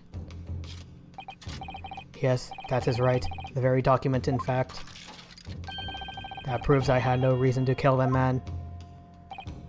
No, I'm afraid not. As it turns out, this contract actually helps to establish the real motive for the murder. Gosh? I never. What are you talking about? Read it again, you idiot. I don't have to! I'm not finished. In order to demonstrate what your motive really was, I need this contract and one other piece of evidence. What other evidence? I'm sorry, we'll present your supplementary evidence without delay.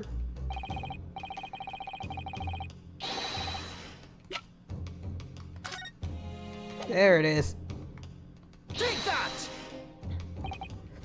It's this newspaper article, my lord. That was written 10 years ago, and every detail has been examined already. What can it possibly tell us? Everyone, look at this fancy cursive! That drivel should have never been written. It's typical gutter press nonsense that means nothing. Exactly! Guess who wrote that gutter press nonsense?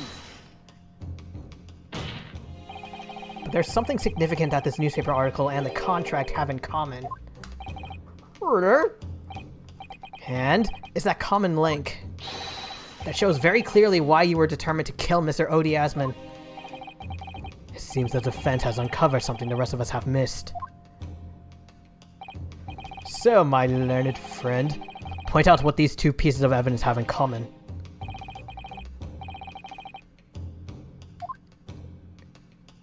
Him! No, it's here. Take that! What these two pieces of evidence have in common is a signature. Signature? The signature on the illustration that accompanies the 10-year-old article, and the signature on the contract, belong to the same person. What? As the court has heard, the illustration was drawn 10 years ago by the newspaper reporter who found Mr. Drebber and interviewed him about his ordeal. Gotta give Asman credit, he's really good at drawing. If you look closely, the reporter's signature can be seen in the bottom right-hand corner. And if you look at the contract here, which was signed between the witness and the victim last year, you can clearly see Mr. Asman's signature at the bottom. Good lord, they're identical! In short, the journalist who drew the illustration and wrote the article published about Mr. Drebber 10 years ago was the victim of this case, Mr. Odie Asman. Oh, he's dead!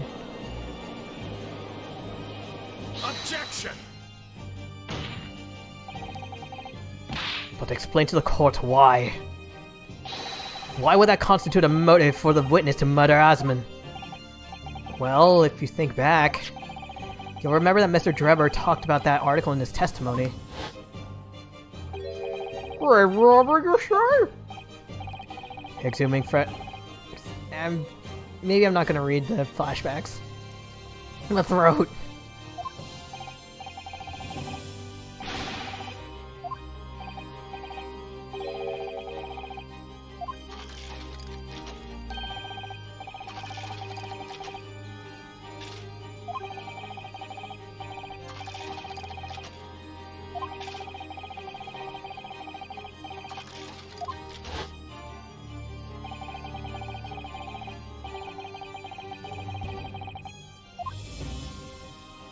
Thank you for that info, Drebber. At the time, you were a student of the University of London who dreamt of becoming a scientist. However, the single newspaper article changed your entire life. So Mr. Osborne used to be a newspaper journalist, did he? He did, my lord. In fact, it's a widely held belief that Asman managed to position himself at the heart of this criminal network, thanks to the many dubious connections he made during his time as a reporter. Drebber's been awfully quiet. So you had to give up on your dream and leave university. You lost everything. Eventually, you found yourself working in the field of science, but only in the shadows. And all because of that article. Written by Mr. Asman. Enough.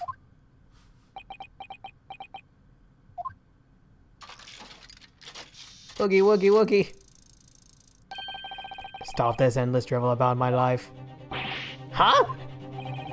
Explain yourself, Mr. Drebber! Yes, it's true. I had to leave the university as a result of that article. But it was just the straw that broke the camel's back. What? Almost every student of science in the faculty was too poor to actually conduct any research. But they struggled on with their hypotheses anyway. We all did. Only to have them taken by vultures. Sooner or later, you knew your ideas would be stolen and patented by some wretch or other, after all. Goodness gracious. Making a name for yourself as a scientist in a climate like that was a miracle only select few geniuses could ever hope to achieve. Personally, I wasn't one of those geniuses, so it was hardly a wrench. Being forced out of university because of Logate was the best thing that could have happened to me. Objection! Mr. Drebber, do you genuinely believe that? Of course I do. Who is better placed to know whether or not I possess a talent for science than me? I'm sorry to say that your words don't ring true at all. How dare you? Wait. Is it this? Like, for the longest time, I didn't know why we had it.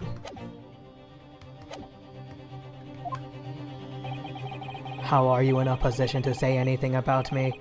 I don't know you from Adam. Fine. If you think you have evidence, go ahead. Show it. BAM!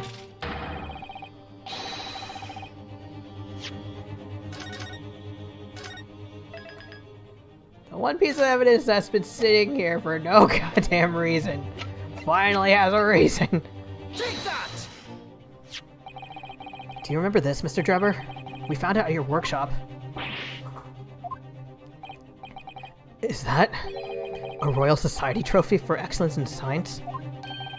What exactly is this trophy, Constable? Is that as the name says? It's the greatest honor bestowed that can be bestowed on a young scientist. Wait, did I say bestowed twice? Greatest honor that can be bestowed on a young scientist, my lord. There is no higher accolade. It recognizes emerging talent and promises a bright future. Good gracious! Your prospects for the future were excellent, weren't they, Mr. Drebber? Because even then, you were a genius in your field. But you lost everything. You had no more future. Your talents would go to waste. All as a result of this one newspaper article. I don't know when you realized who Mr. Hassman was, but when it dawned on you that he was the same journalist who 10 years ago ruined your life, it is abundantly clear that you had no intention of forgiving him.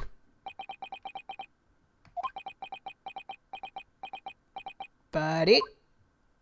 Oh! The truth is... Finally, he's gonna fold. I don't know. Knowing these games, he's probably gonna go wacky.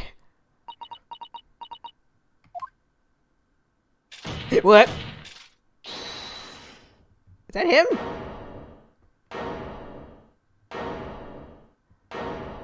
Huh? Oh, damn!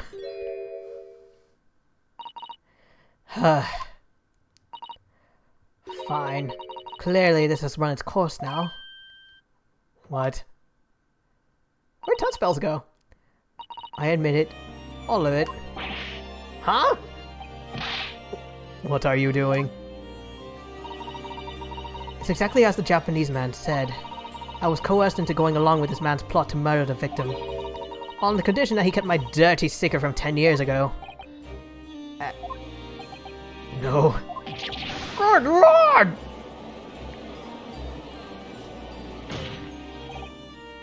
Dr. Scythe, do you realize what you're saying, woman?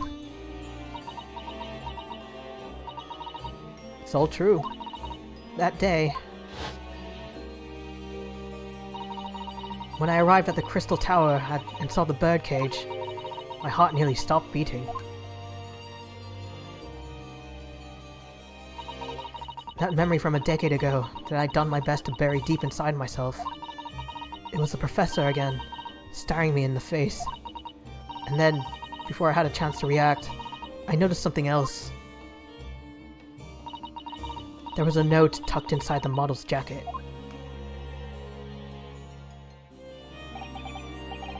Dr. Scythe, you'll go along with my plan.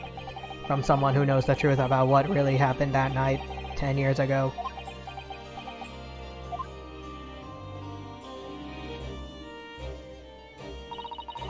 All the instructions were there in the note. Every detail was meticulously written out. I had no choice but to do what it said. I made the necessary alterations to the scene and fabricated the autopsy report as instructed. There was really no other choice. It had to be done to protect the judiciary. Do you mean protect yourself? I can only apologize now.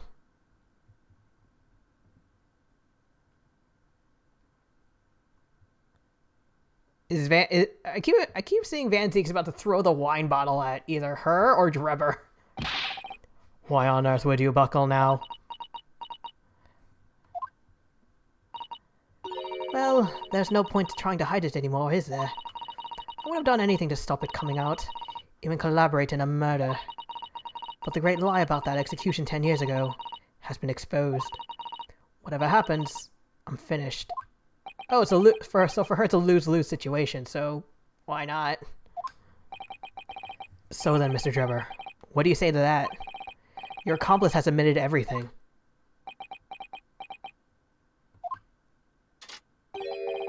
Surely it goes without saying. You admit your part in it too, then? That's a no! Friggin'! I admit nothing! At all. Huh? Have you forgotten that the kinesis machine was ripped to shreds by an explosion? Short of me admitting a crime, there's really no possible way for you to prove I did anything wrong.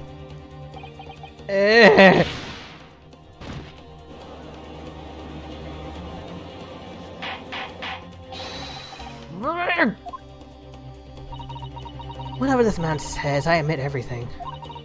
He threatened to expose my secrets, so I went along with his plan. And Lord Van Zeeks. Yes? I hope you'll accept my apologies. What happens next is in your hands, of course.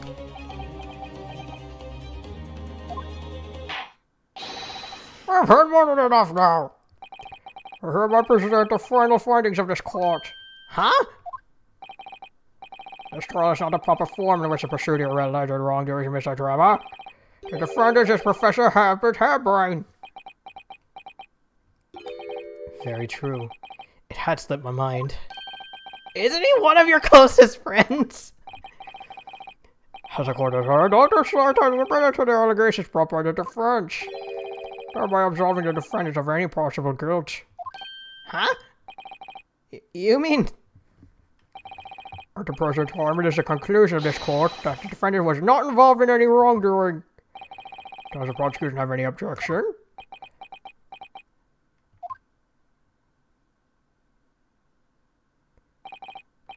None, my lord. Oh, congratulations, Mr. Naruhodo. Wait, what about Drebber? You've proven Professor Hairbrain's innocence. Without further ado then, the adjudication. Wasn't Drebber supposed to have a breakdown? Does the prosecutor or defense have any other matters to discuss?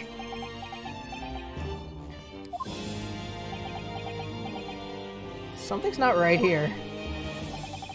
I don't know. This doesn't feel quite right. Thank you! Why did Dr. Scythe suddenly admit to it like that?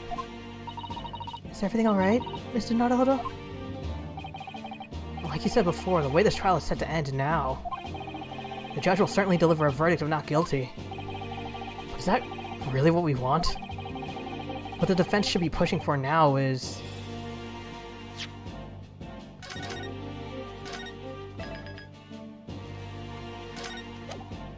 further adjudication! Oh, no.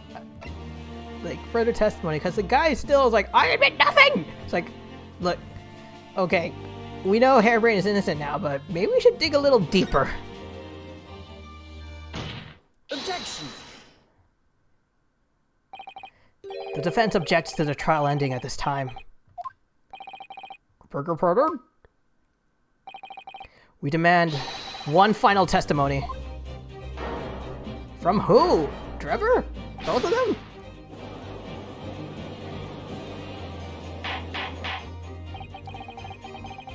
You do realize I'm about to adjudicate in favor of your client. Wait, didn't you have a glass? What are you playing at now, my...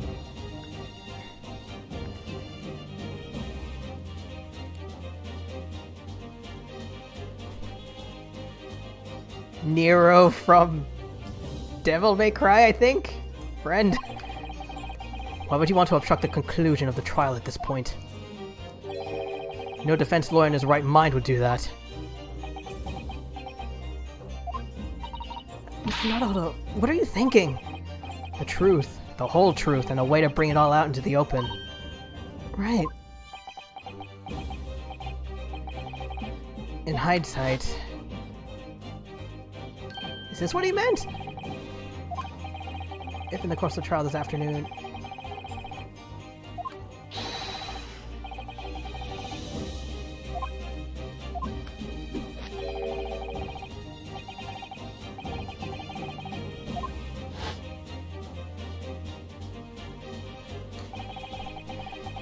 I'm sure Mr. Sholmes knew.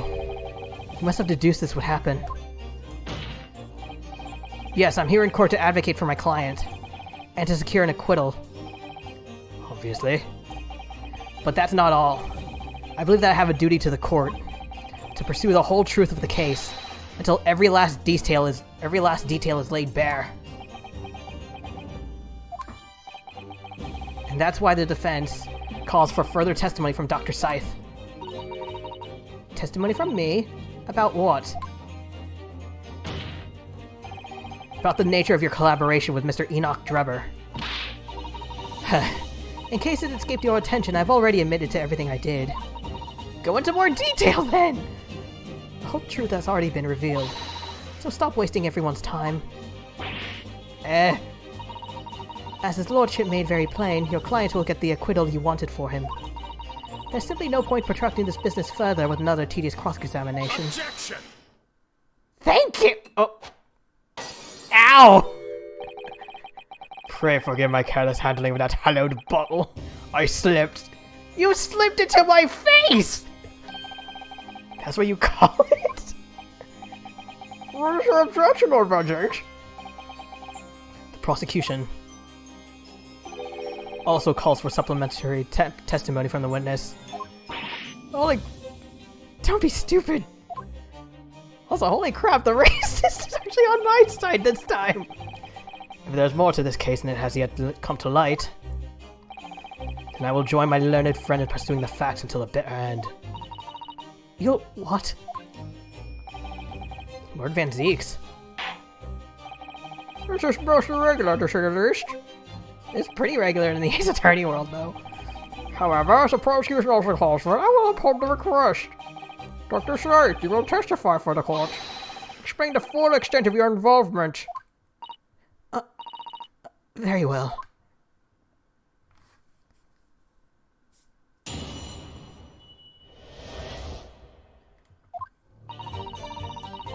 It all began at the scene when I saw the waxwork and the note tucked in its jacket.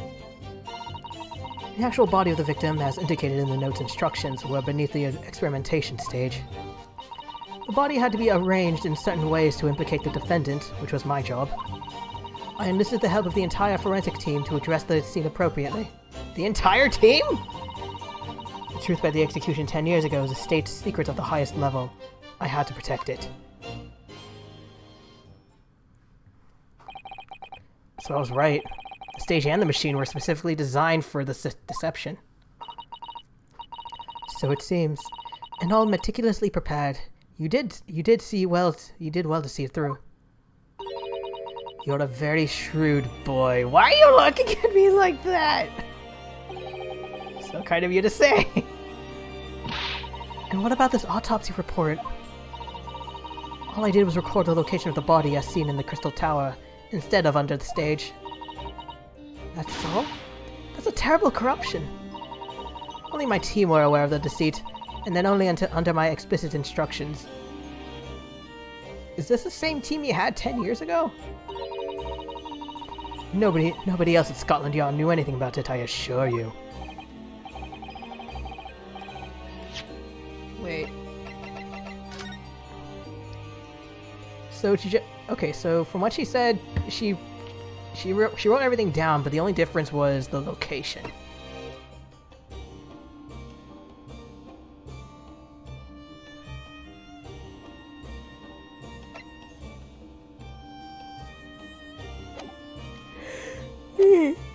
Okay.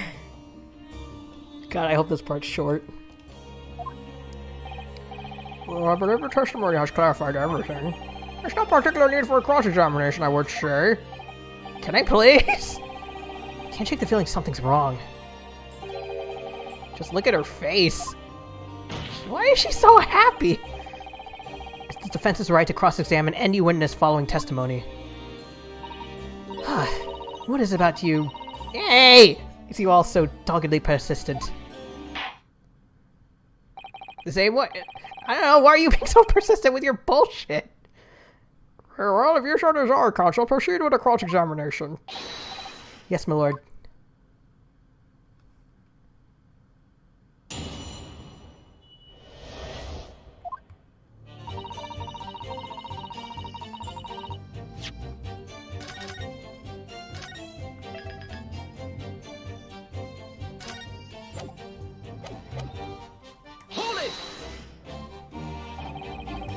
From what you described before, it sounds like the note was anonymous.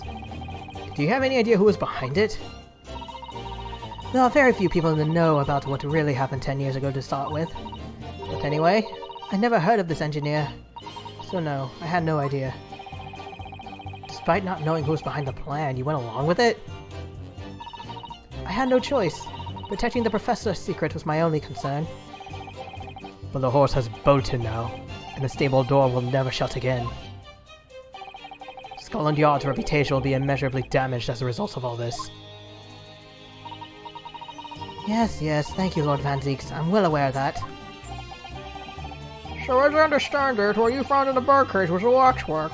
Well then, where's the victim's body?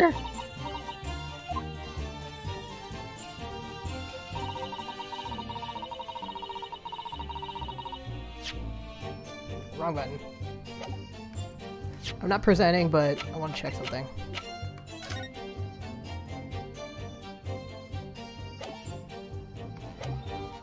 Hold it! So you knew about the special construction. It was quite obvious what had happened with the victim in the waxwork. And you switched the two over, didn't you? In other words, you recorded the victim's body as having been discovered in the Crystal Tower. And the waxwork? I wrapped it and sent it by carriage to the specified address at the specified time. And why were you given such directions? Presumably so it could be recovered by Drebba and returned to Madame Tuspel's. I see. And then you put the birdcage back on the experimentation stage. Also, now I think about it, how, imagine, Drebba must have done his research on who the chief coroner was, because, say, if it was someone else and it wasn't Courtney, that whole sneaking out the waxwork and having it, and having a little note, if someone else found, they probably would have gone, what the fuck is this? Yes, although someone obviously made a mistake about which cage should go where. I thought I'd made it perfectly clear to the team, but still. I suppose you were focused on the victim's body, that being a more important detail.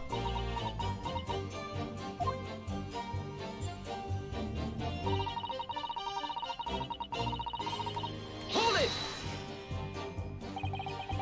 When you say arranged, I presume you mean with this? Yes. The instructions in the engineer's note said something along the lines of, fabricate some evidence to make it clear that Harebrained alone could have killed Desmond. I do not sound like that. Yes, you do! So, you mean that was your doing?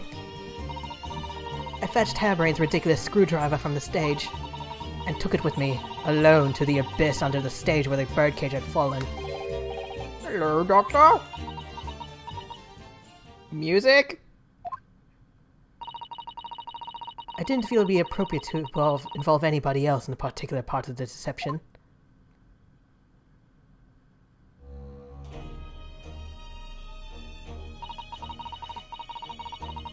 There was a void under the stage where I found the birdcage lying in the dirt.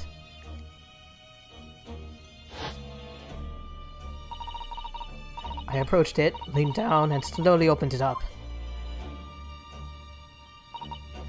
Then I took the screwdriver in both hands and plunged it in the man's chest.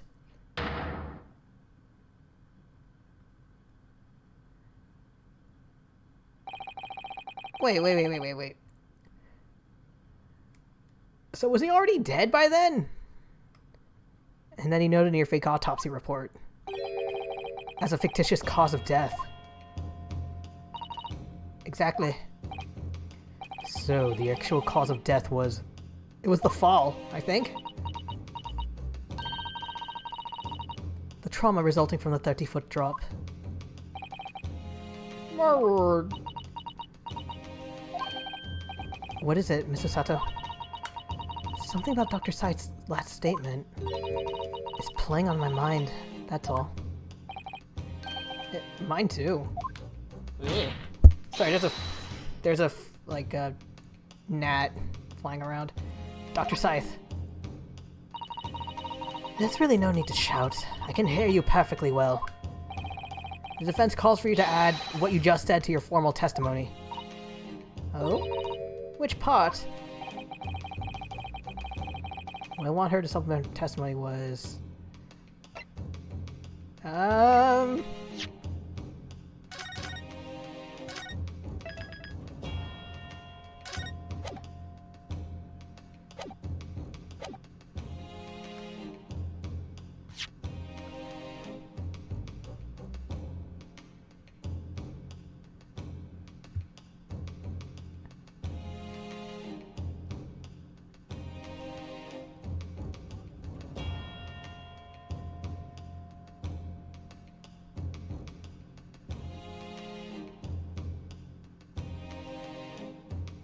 was... hmm...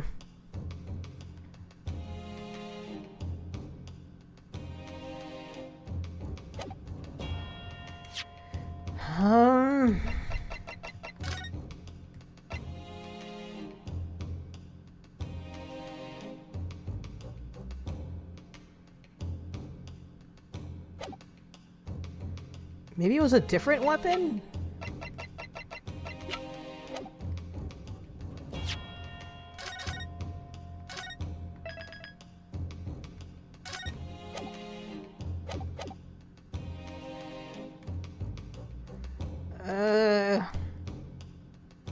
Um...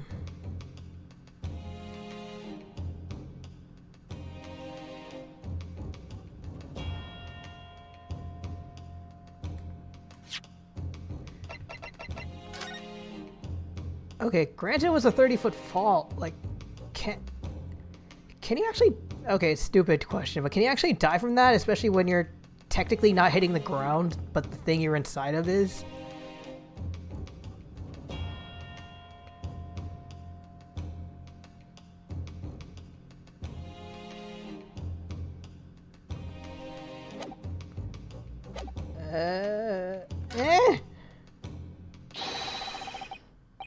The real cause of death being the fall of 30 feet. That part. Fine, if that's what you want. Just stop yelling, please. No! The prosecution concurs. Very well, you will submit your testimony now, witness. If you wish, my lord.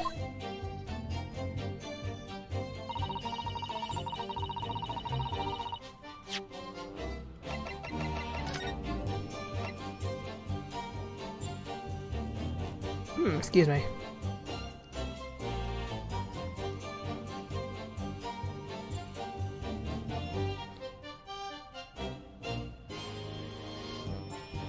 Broken vertebrae. Did they already say that was a broken neck? Because, like, I know the spine has a ton of vertebrae in it.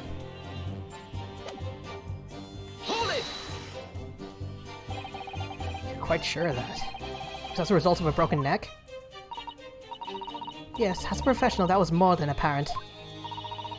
You never know just by looking at the photograph. Oh yeah, you're right. Like...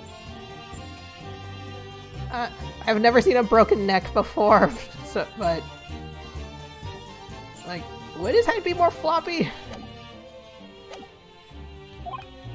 No, that's very true. Obviously not. Which is precisely why coroners are needed to determine the actual facts. Yes, assuming they can be true. Oh! There's no point calling her assessment into question without evidence. Let's get back to the testimony. Very well.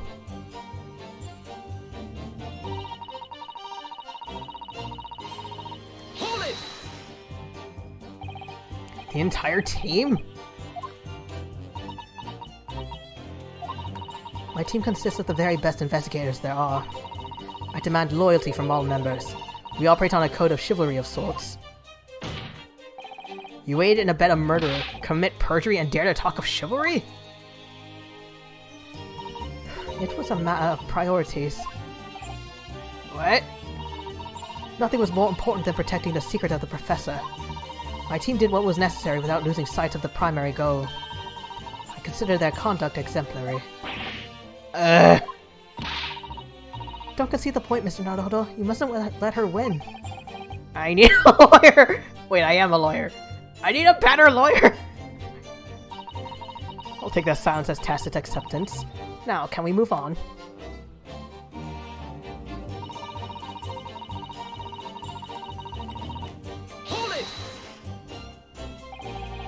what cost? Faith in Scotland Yard is going to suffer a terrible blow as a result of this. And your precious secret is out now anyway. Yes, as you say.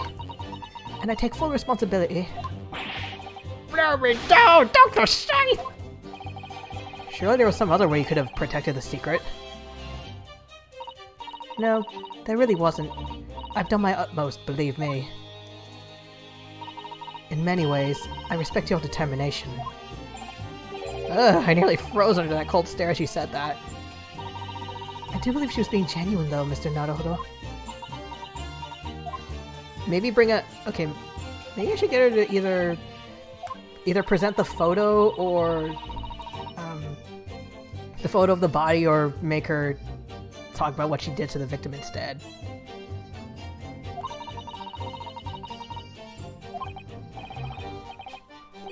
I don't know, but I just have a feeling. Do you, Mr. Naruhodo? The truth is, I find it strange too. One is like, my life sucks. The other is like, my life's awesome. How these two are reacting to this in completely opposite ways. Exactly. For some reason, I feel sure they're trying to hide something.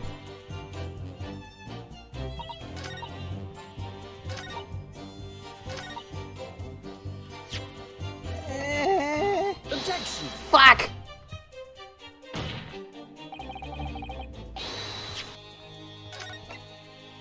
Okay, I'm gonna... I think I saved at the...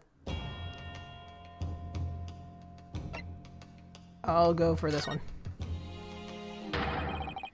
How you stabbed him in the chest, that part. Fine, if that's what you want. There's really no reason to point. Oh, no need to point. Prosecution concur. You're pointing too!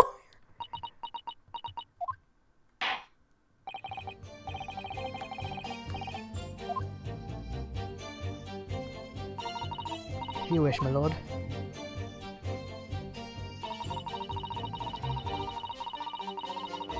Hold it! So it was you who stabbed Asmund with this. Excuse me. Yes, far easier than dissection, I assure you. No precision required. What a welcome change. The victim died instantly from its snapped neck. All I did was carry out the instructions I had been given. As unflinchingly as ever, no doubt. I imagine you didn't bat an eyelid when you drove the weapon into his body. Oh, there was no need to bat my eyelids. I don't have eyelids.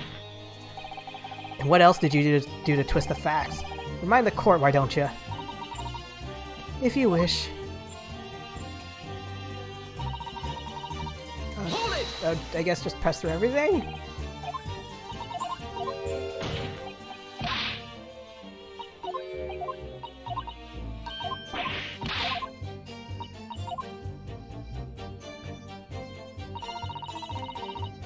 Hold it!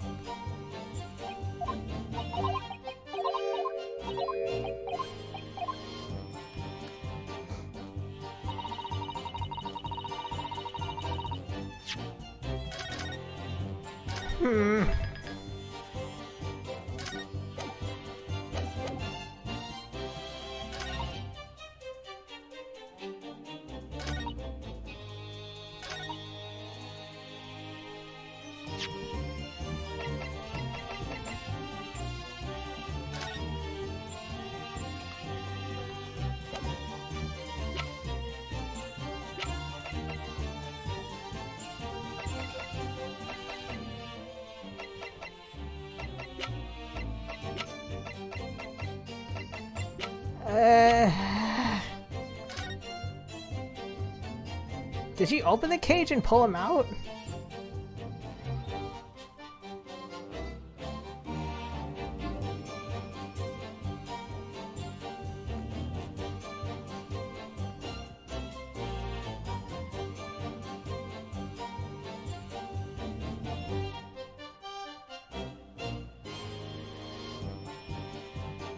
Sorry, just...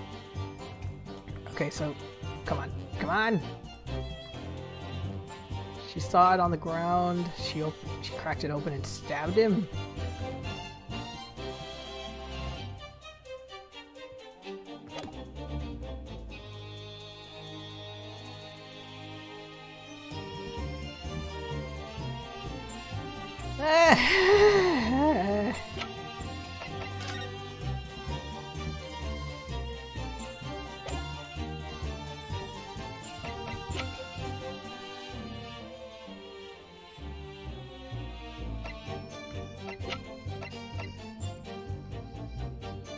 Objection! No! Hold on, I'm lost.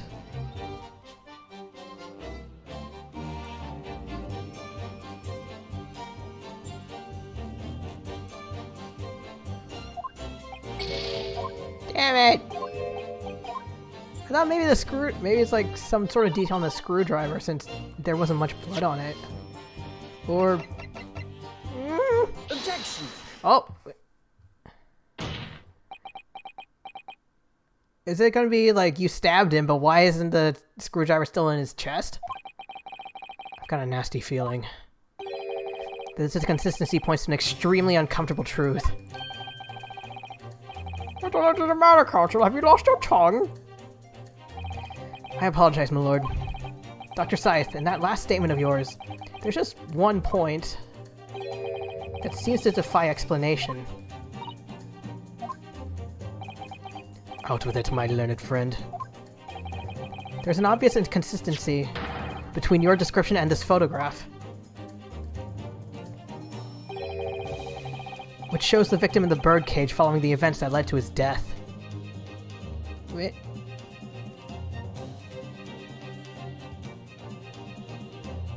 Hold up. I stood over the victim's corpse and laying the top of the cage.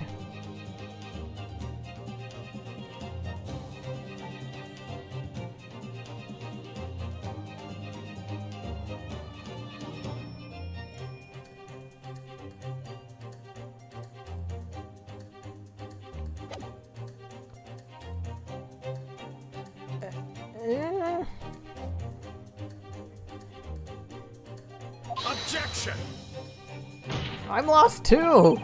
The court has already examined that photograph in depth. There's nothing new we can learn from it. Objection!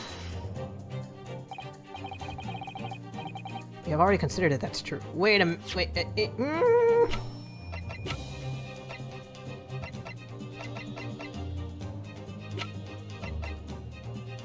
Wait, does it have to do with rigor mortis? Like the dude's jaw is perfectly stuck?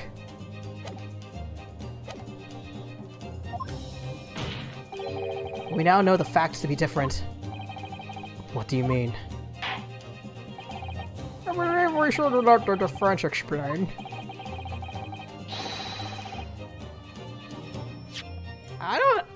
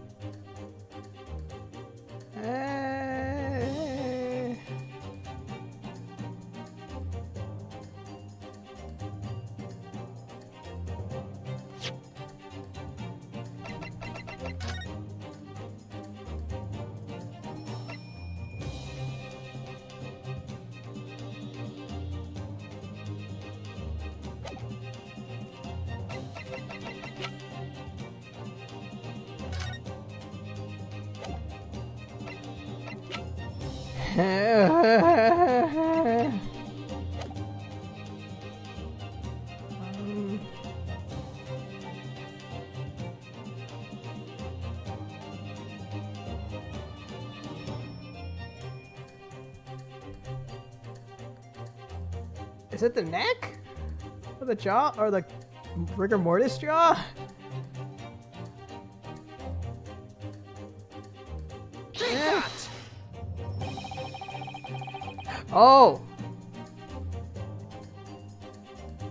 Oh, I see it now. It's like, if she has stabbed him lying down, why is the stain going full down? Look closely at the blood stain on the victim's chest. It clearly extends in a downward direction, toward the man's feet. And why is that significant, Counsel? Maybe she did the stabbing, but he was already dead. And the victim was stabbed moments before the kinesis machine was set in motion. That's entirely expected. Oh, of course. No, that's not what happened. Exactly, my lord. Dr. Scythe made it very clear in her testimony just now that the point at which she stole Professor Harebrain's screwdriver and stabbed the victim was after the grand deception which set in motion, where the birdcage had fallen below the stage out of sight. From the shape of it, it's clear that the birdcage would have fallen on its side after the 30-foot drop. And if the victim had really been stabbed while inside the birdcage,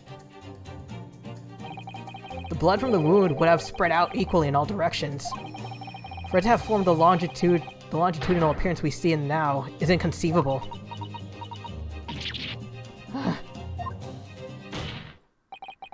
Given that the victim's blood seeped vertically downwards from the wound, it must be the case that when you stabbed Mr. Asman, he was standing up. In short, Dr. Scythe, your latest testimony was a total fabrication. Tough Spells was like, well, I'm done. I'm going home. I knew it. I was right. Now I've identified that contradiction. There's only one way to explain the facts. We've all been under a great misapprehension here. What? What sort of misapprehension? Dr. Scythe. You claim you were coerced into helping Mr. Drebber as a result of the note he left in the waxwork. You claim that you made changes to the scene of the crime to implicate the defendant. And you claim that you authored a fake autopsy report to cover your tracks. But one of these claims is an out-and-out lie.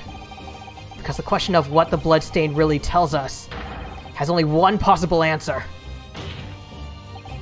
If that is the case, what is it, man? Counsel, you've clearly struck upon a revelation. Tell the court what it is.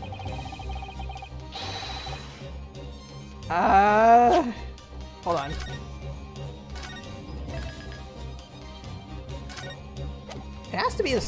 It has to be the stabbing, right? I feel like it has to be, like, especially or maybe the autopsy report? Okay, I'll go for stabbing the victim first, and if that's wrong, I'll go for autopsy. The answer is very simple if you consider the sequence of events. If, when the victim was stabbed, the blood from the wound seeped downward as it did, you can be sure that the victim must have been either sitting or standing upright at the time. And as you rightly pointed out, the birdcage would have fallen on its side when it fell beneath the stage. Yes, it would. Which tells us that the victim must have been in that position of his own accord. Objection! That's impossible. The man was dead, remember? No, that was the misapprehension.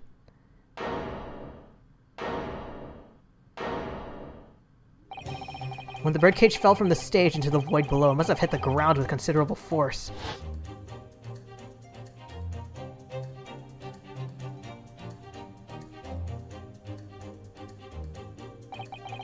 But Mr. Asman didn't die in the fall. I'm okay! The birdcage cushioned my fall! He probably lost consciousness for a while, but when he came round, he got to his feet to climb out of it. Just as Dr. Scythe appeared.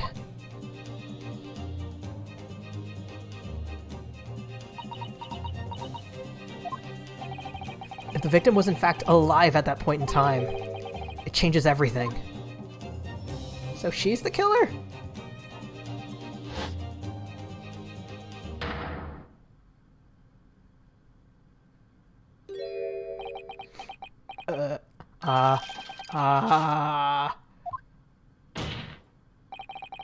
Mr. Odiasman's killer wasn't the defendant, Professor Albert Harebrain.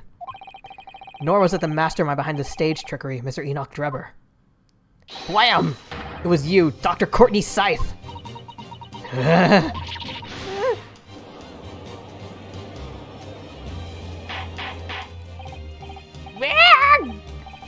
Can this possibly be true? Have you been taking me for a fool? It was you, who was it? You killed him. You hoped that by admitting to being an accomplice in Mr. Drebber's scheme, the trial would end. Before you were accused of a far worse crime. Murder! Oh, she mad. Oh, do shut up! You're so desperate now, you're making all this up. As if I would do something like that. Objection! Hey! I assure you that the defense is not desperate, Doctor. Mr. Naruto has established the facts using evidence and logic alone. Logic? Don't make me laugh. Sadly, your logic has a gaping hole in it. Huh? What do you mean? I'd have thought it was obvious. A motive, boy. You're lacking a motive. What possible reason would I have to kill Asman? Asman was involved in any number of criminal activities, from coercion to theft to murder. But there's no known connection to Dr. Scythe there. I'm rather relieved to say it does seem somewhat far-fetched. There's no obvious motive. There's still something in the back of my mind.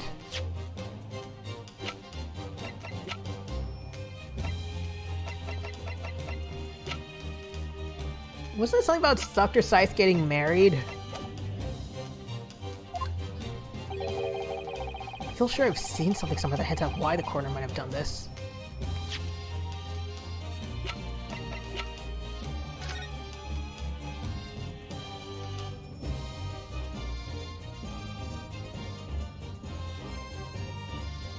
Maybe she had the same motive as Drebber, but in a different way.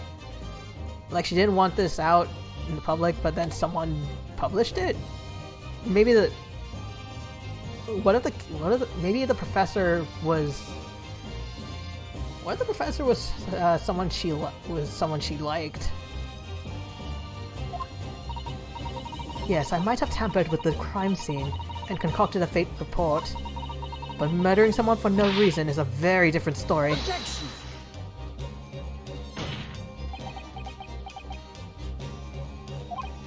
No. When you questioned what possible reason you could have for wanting to kill Mr. Asman, something did come into mind. What? I don't know!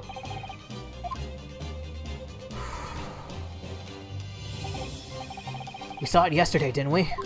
Where?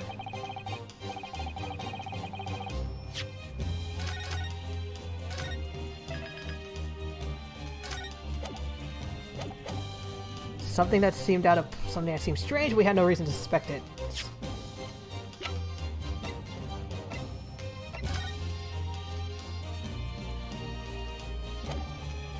Okay, so it was yesterday during the crime scene?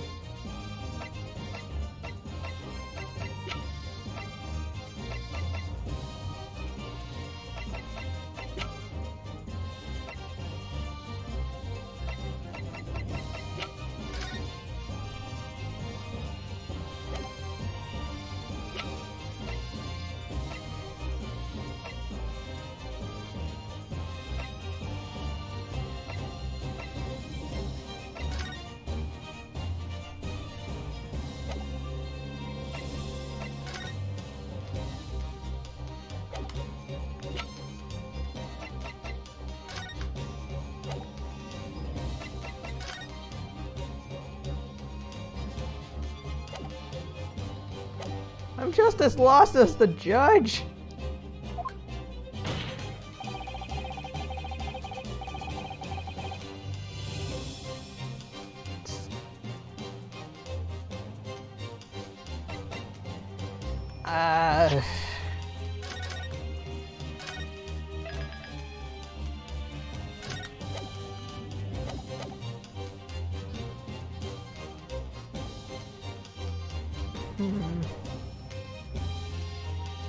She did mention scalpels, but I'm not sure if that has anything to do with it.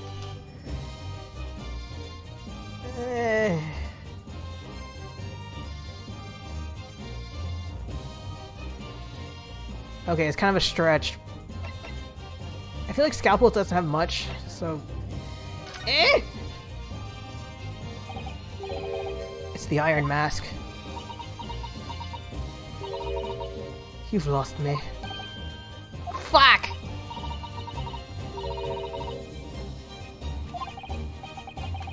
Of all things I saw yesterday, it left the greatest impression, so... Clearly you have no idea what you're talking about.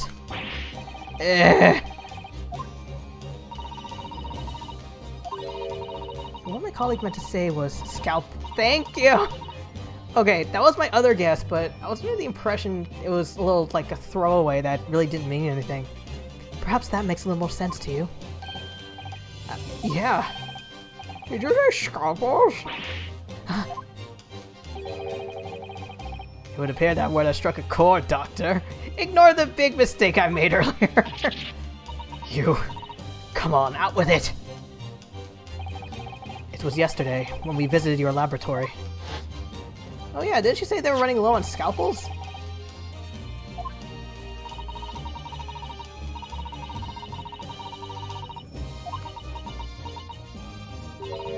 Wait, was her idea to kill Asmund to get the money?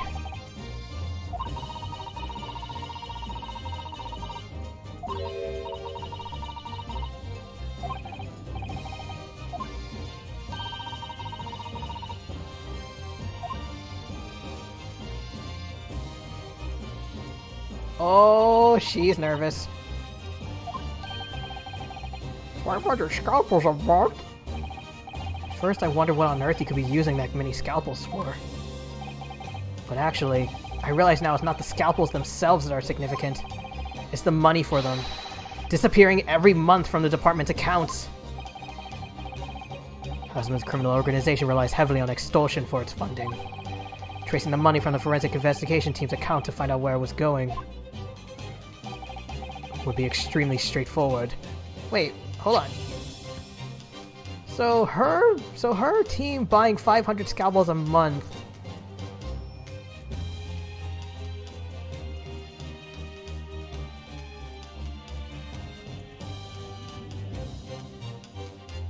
Oh, so it's like so she buys them and they trace them to dollars that went to buying them to see where they go?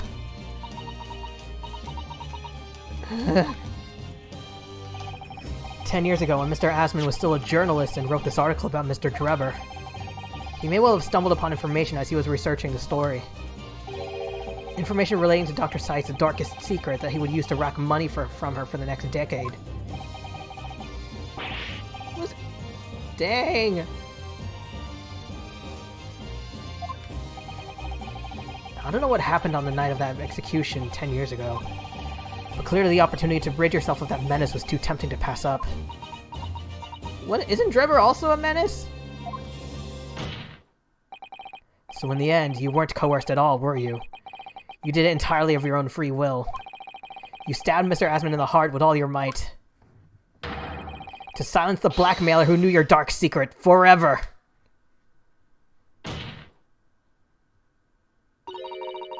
You'll never understand. None of you. Ooh, her hair bun. What we've had to keep covered up all these long years.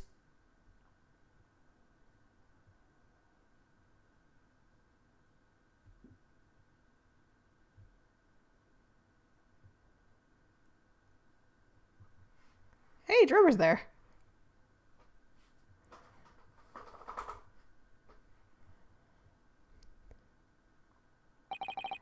As very little of the machine remains after it was ripped apart by the bomb, the truth of this case can never be properly established unless you speak out.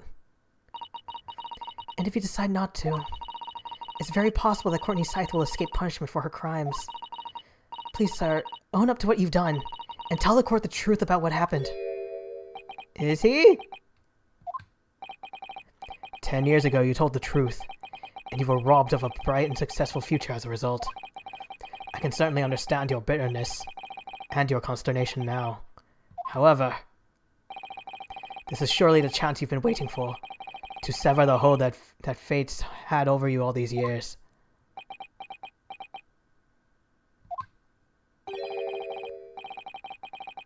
That thing? I mean, really?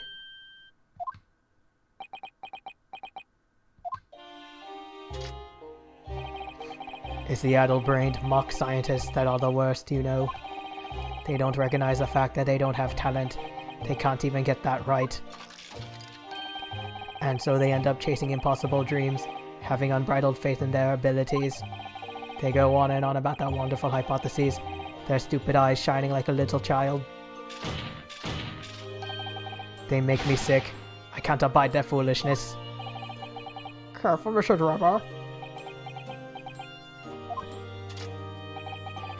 I was particularly pleased with the kinesis machine. Ah! Bug, sorry. It made for quite a show, didn't it? So you admit it? You admit that it was nothing more than a sham made for the purpose of killing the victim? Yes, I admit it. I did it all in the name of revenge. So...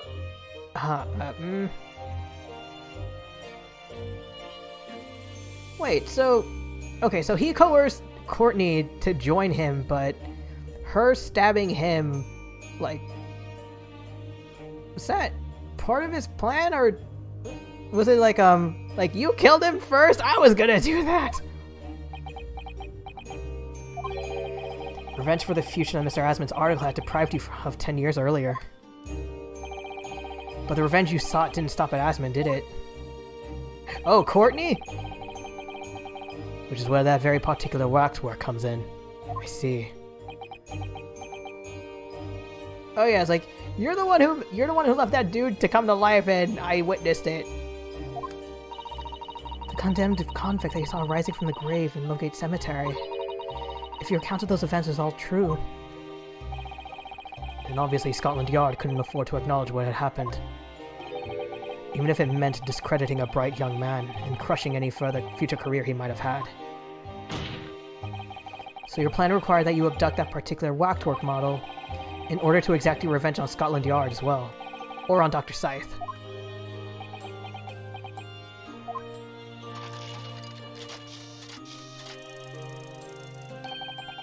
It was a year ago. By some extraordinary twist of fate, Asmund turned up at my workshop. He didn't remember who I was, of course. He just wanted to employ my services as an engineer. And he happened to have a paper with him. An article on the front page caught my eye. About the coroner who handled that bogus autopsy being appointed head of a new forensic team. When I learned that news, my cognitive processes started to devise the plan. What a horrid tale. He robbed me of my future, so I wanted to use the man's own wiles against him, for revenge, and have that rotten Scotland Yard eating out of my hand at the same time. Whoop! I wanted them all to suffer the same humiliation I'd had to suffer.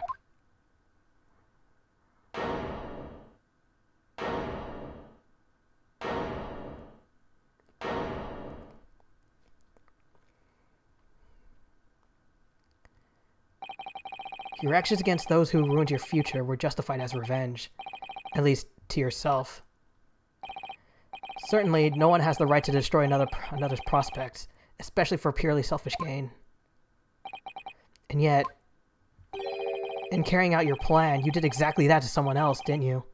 Hairbrain! Did I? Professor Hairbrain's only crime was passion for his hypothesis. But he had no compunction about sacrificing his future to effect your revenge. You knew that he would be forever branded a failure and a fraud.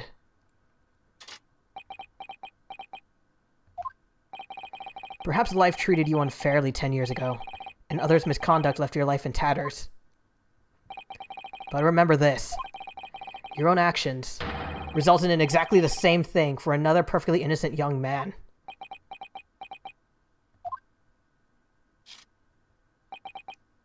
I...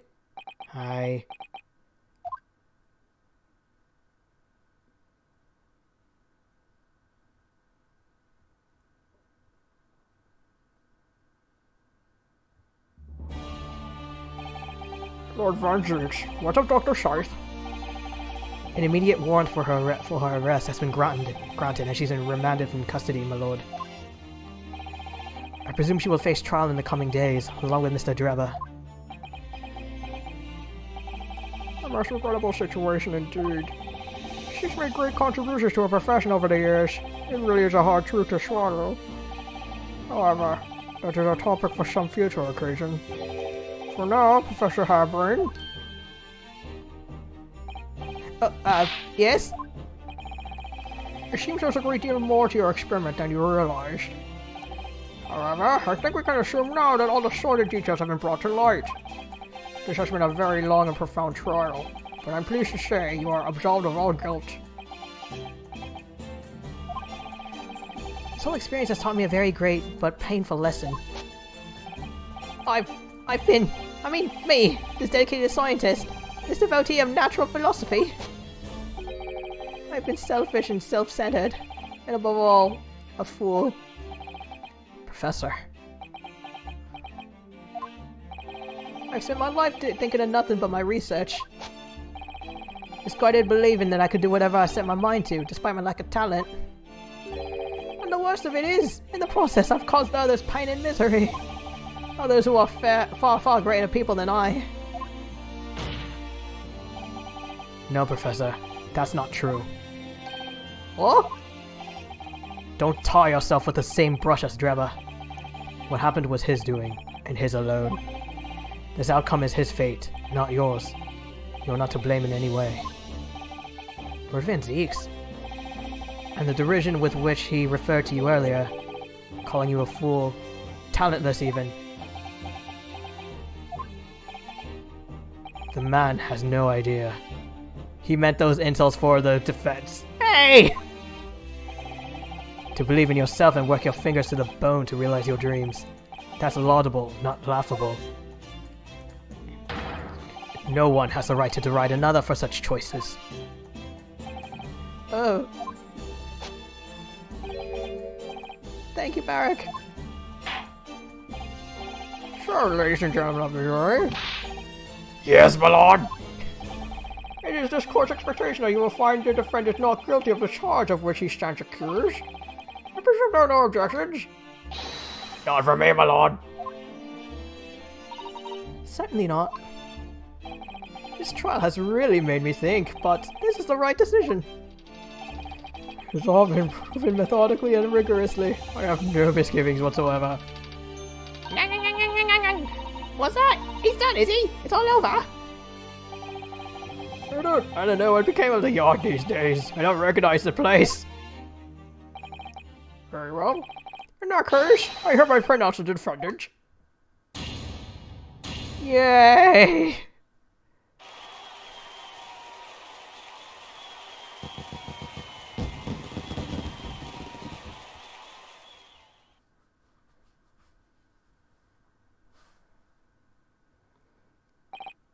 Court is adjourned.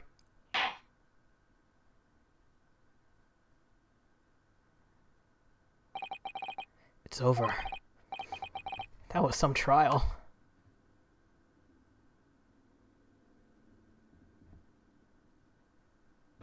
Case closed, let's get drunk.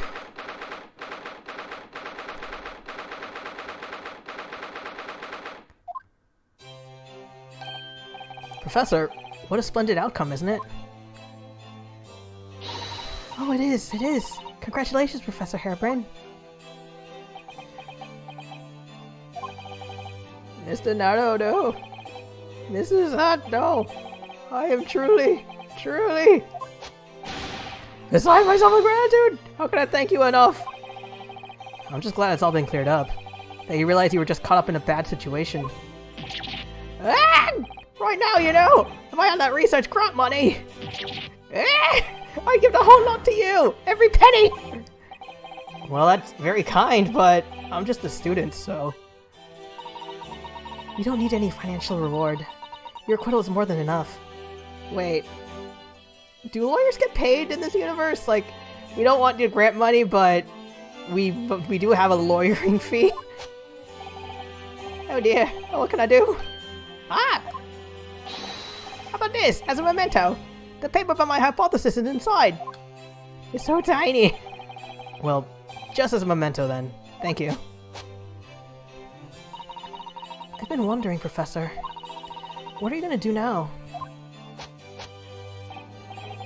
Oh my, yeah, what am I gonna do?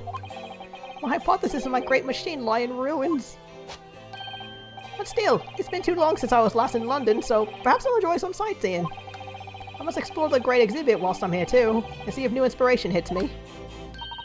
Oh yes, that's a wonderful idea. Huh?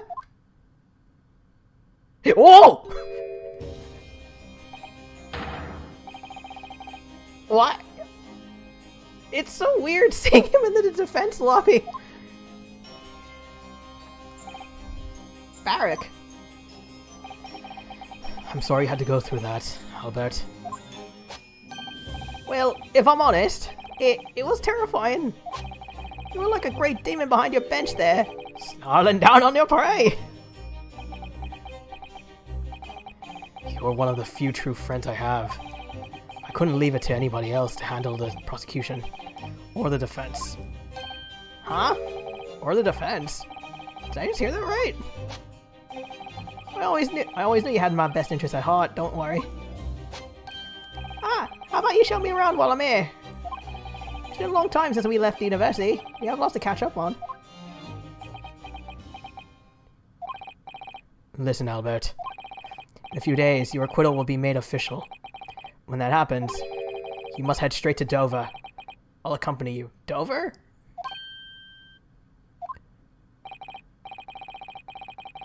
From there, you'll cross the channel and make your way to Germany. I've already purchased the tickets. What? No! Hold on a minute, Barrack. What about the great exhibition? This is a chance of a lifetime for me. I want to look around. No! Give up on the idea. Ugh. Sometimes it's hard to see any warmth in those eyes. Lord Van Zieks? What's all this about? Unnecessary precaution. What about for you and me?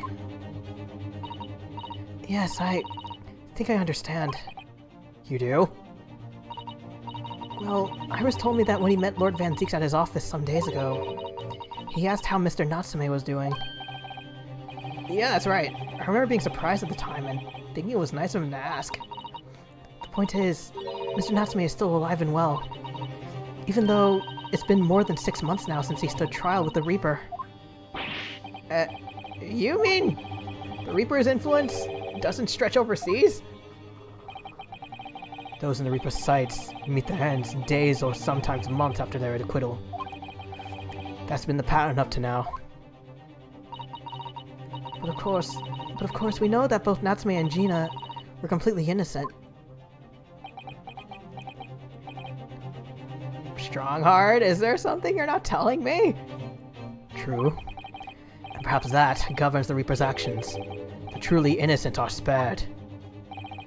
But I don't want to take any chances with a close personal friend. Barrack! Like the mustached Nickelodeon! This man should leave the country without delay. That's why I'm packing him off to Germany at once. Right. Did your friendship package get any say in it? Was this your intention all along, Lord Van Zieks?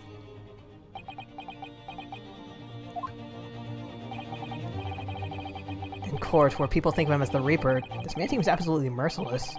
And yet, sometimes I feel as though I don't understand him at all. it's time to go, Albert. Back to the prison for the time being. Wait.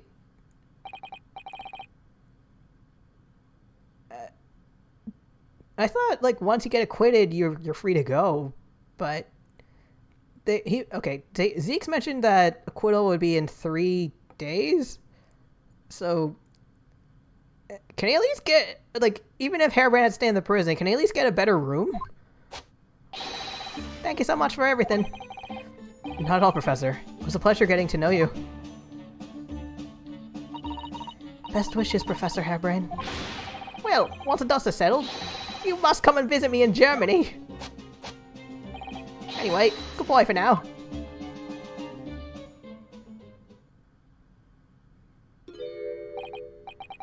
Now, my friend.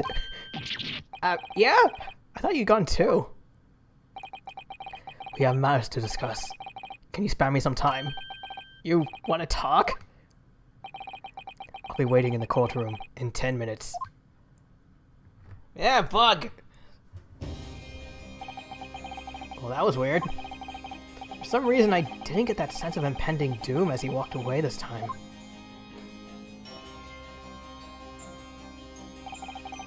The Enigma, Barak von Zeeks. What does he want to discuss? The answer awaits in the courtroom, I suppose. Here goes, then.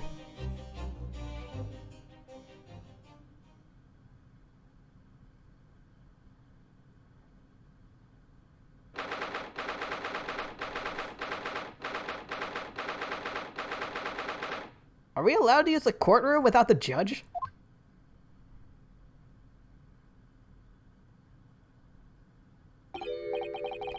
So, are you satisfied? You saved a guileless scientist from a great injustice.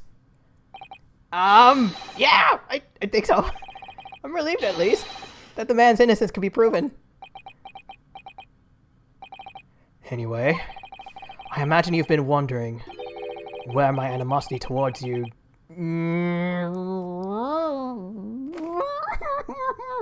9 in the afternoon comes from. Blip. Well, at first I thought you just didn't like me. I just assumed you were racist. I imagine you saw me as a pretentious child from an unimportant land. Don't sell out. Don't talk about Japan like that. You had no business being here. But now I think differently. You clearly know our ways. So I would guess that some specific incident led to your dislike. Will you tell me what happened? No. The professor. Well, oh no! Don't tell me the professor's Japanese! I thought I'd never hear that name in this courtroom again, to be honest.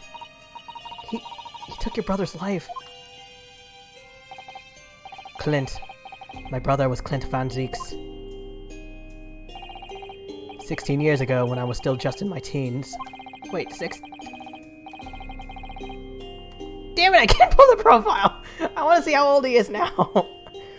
He was already the director of prosecutions and a key member of the judiciary. I looked up to him. He was everything I aspired to be.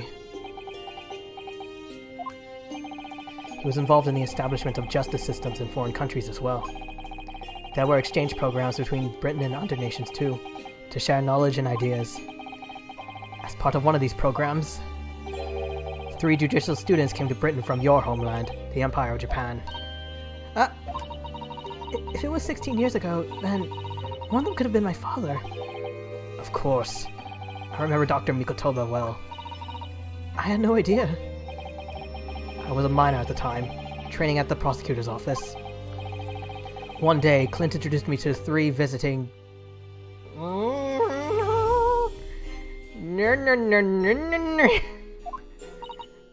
So, you actually met my father?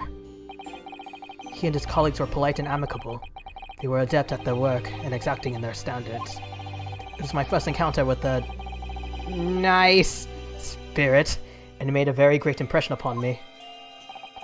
But 6 years later, that's when it happened. The investigation was going nowhere. There were no suspects even. Just an ever-growing list of victims. And in the end, my brother became one of them. The last, in fact, before the case was finally resolved. I'm so sorry, Lord Van Zeeks. Truly. Clint was always ready to put his life on the line for justice anyway, so he wouldn't have wanted it any other way. He lost his life to the killer, but it was his victory in the end. He was protecting someone? For me personally, though, it was a great loss. I found myself in a very dark place indeed. Yeah, indeed. When I finally found out the killer's identity, the reason why no one had been able to catch the man soon ceased to be such a mystery. He'd been hiding in plain sight all the time. Plain sight? Are you aware of political events 10 years ago? It was a period of extremely sensitive diplomacy between the British and Japanese empires. A new treaty was being forged, I think. Correct. The Anglo-Japanese Treaty of Friendship and Navigation was being concluded. The leaders of both countries were deep in extensive political discussions. Which is why this particular killer's appearance in court was conducted as a closed trial. If the British public had known the identity of the killer, not only would the treaty have been in jeopardy, but our two nations could very well have ended up at war. I knew it! The killer's the professor... The killer was Japanese! What? War? Between Britain and Japan? But that would mean... Oh my... You mean to say the professor was...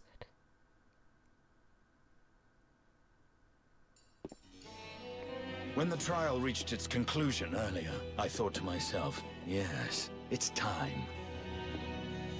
Where'd you get that key?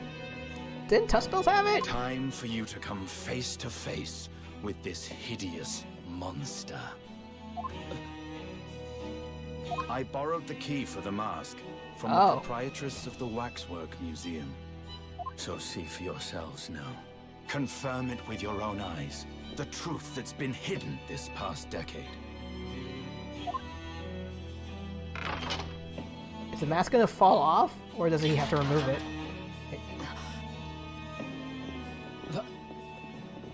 That's the professor? Yes, that's him. Until now, the thought never even crossed my mind. That the mass murderer, whose crimes shook Britain as never before, Have we seen that guy before? was Japanese. Wait a minute. That face. Uh-oh. I feel as though I've seen it somewhere. It's strangely familiar. Uh-oh.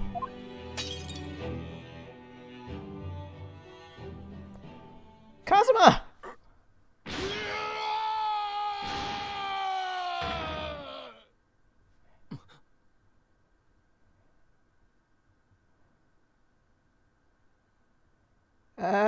Kazuma? Is that you?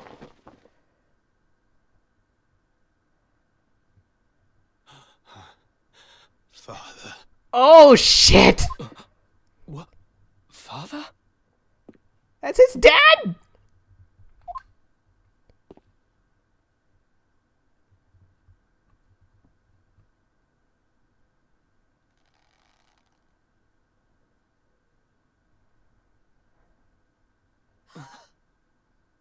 Kazuma!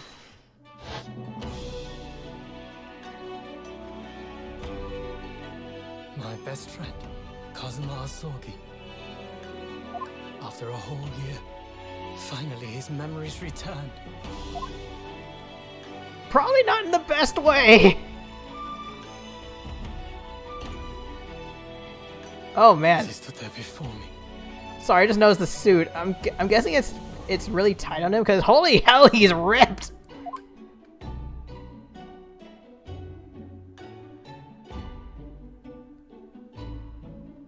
Ryunosuke. Hugs! Hugs! Hello again. My friend. Kazuma-sama! Judicial Assistant Mikotoba.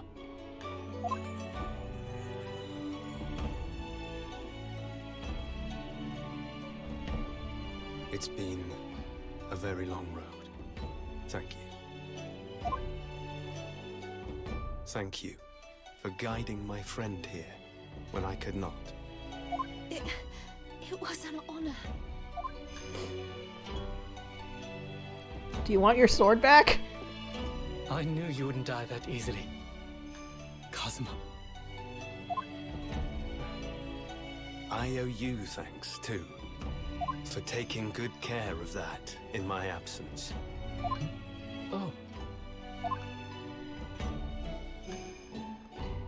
Karuma, the great blade of the Asogi clan, passed down through the generations.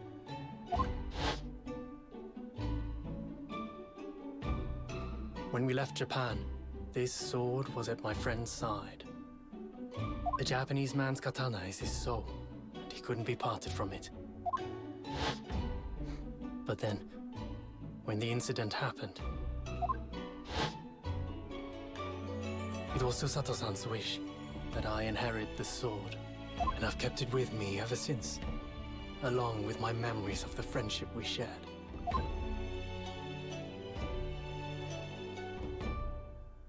With this by my side, I always felt that you were watching over me somehow.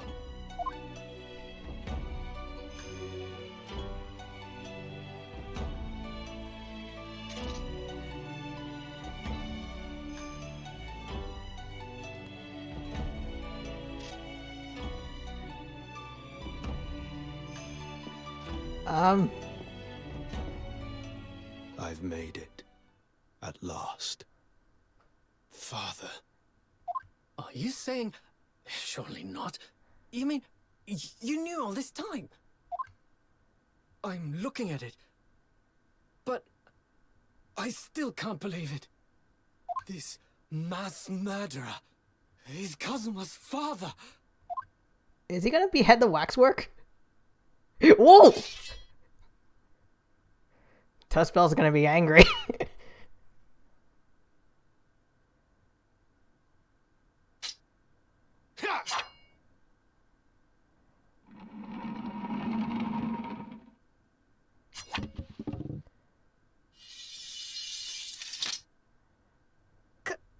Kazuma-sama. Tuspel's waltzes in like, can I have that key back from... Oh my god!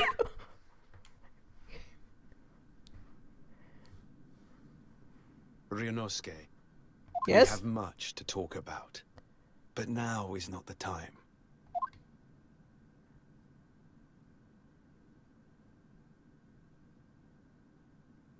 I'll be seeing you.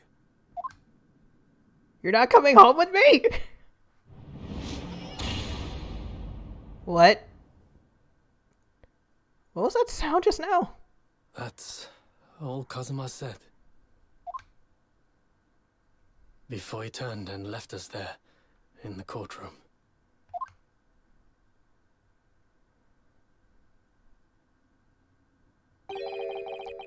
So he's a living afterimage of the man who took my brother's life, is he? Yes, Kazuma Asogi, my best friend. 3 months ago, when Lord Strongheart introduced us, I had an inkling there was something there. Some connection. Why did Lord Strongheart do that? Why did he make Kazuma Lord Van Deek's apprentice? And when he was suffering amnesia, too. The man was apprehended, even executed. But his legacy just won't die. That's the sad truth. This is... Kazuma's... Okay, Kazuma Asogi is way better than the professor, okay? Anyway, that's all I had to say. I thank you for meeting with me as I asked.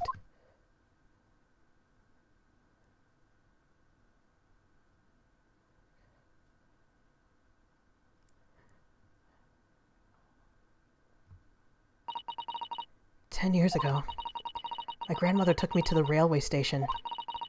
We were there to meet my father from the train. For me, it was the first time I'd ever seen him. Poor Susato-san. All this is tied up with painful memories for her, too. She's never talked about this with me before, though. It took time to adjust to having father around, but just now I was starting to get used to it. He called me into his study one day. He told me that a great friend of his had passed away in London, and that the friend had left behind a son. A boy, 7 years my senior. Father told me the boy had made a promise to his late father.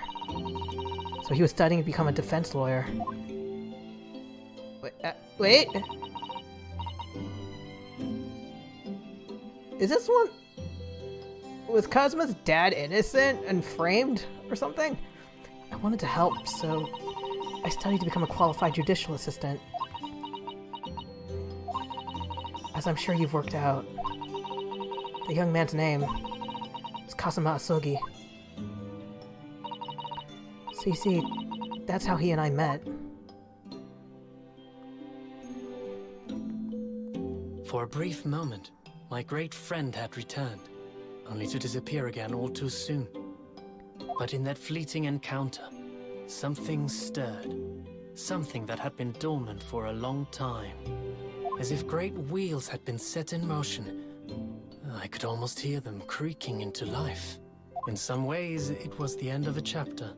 But in many, it was the start of a new one.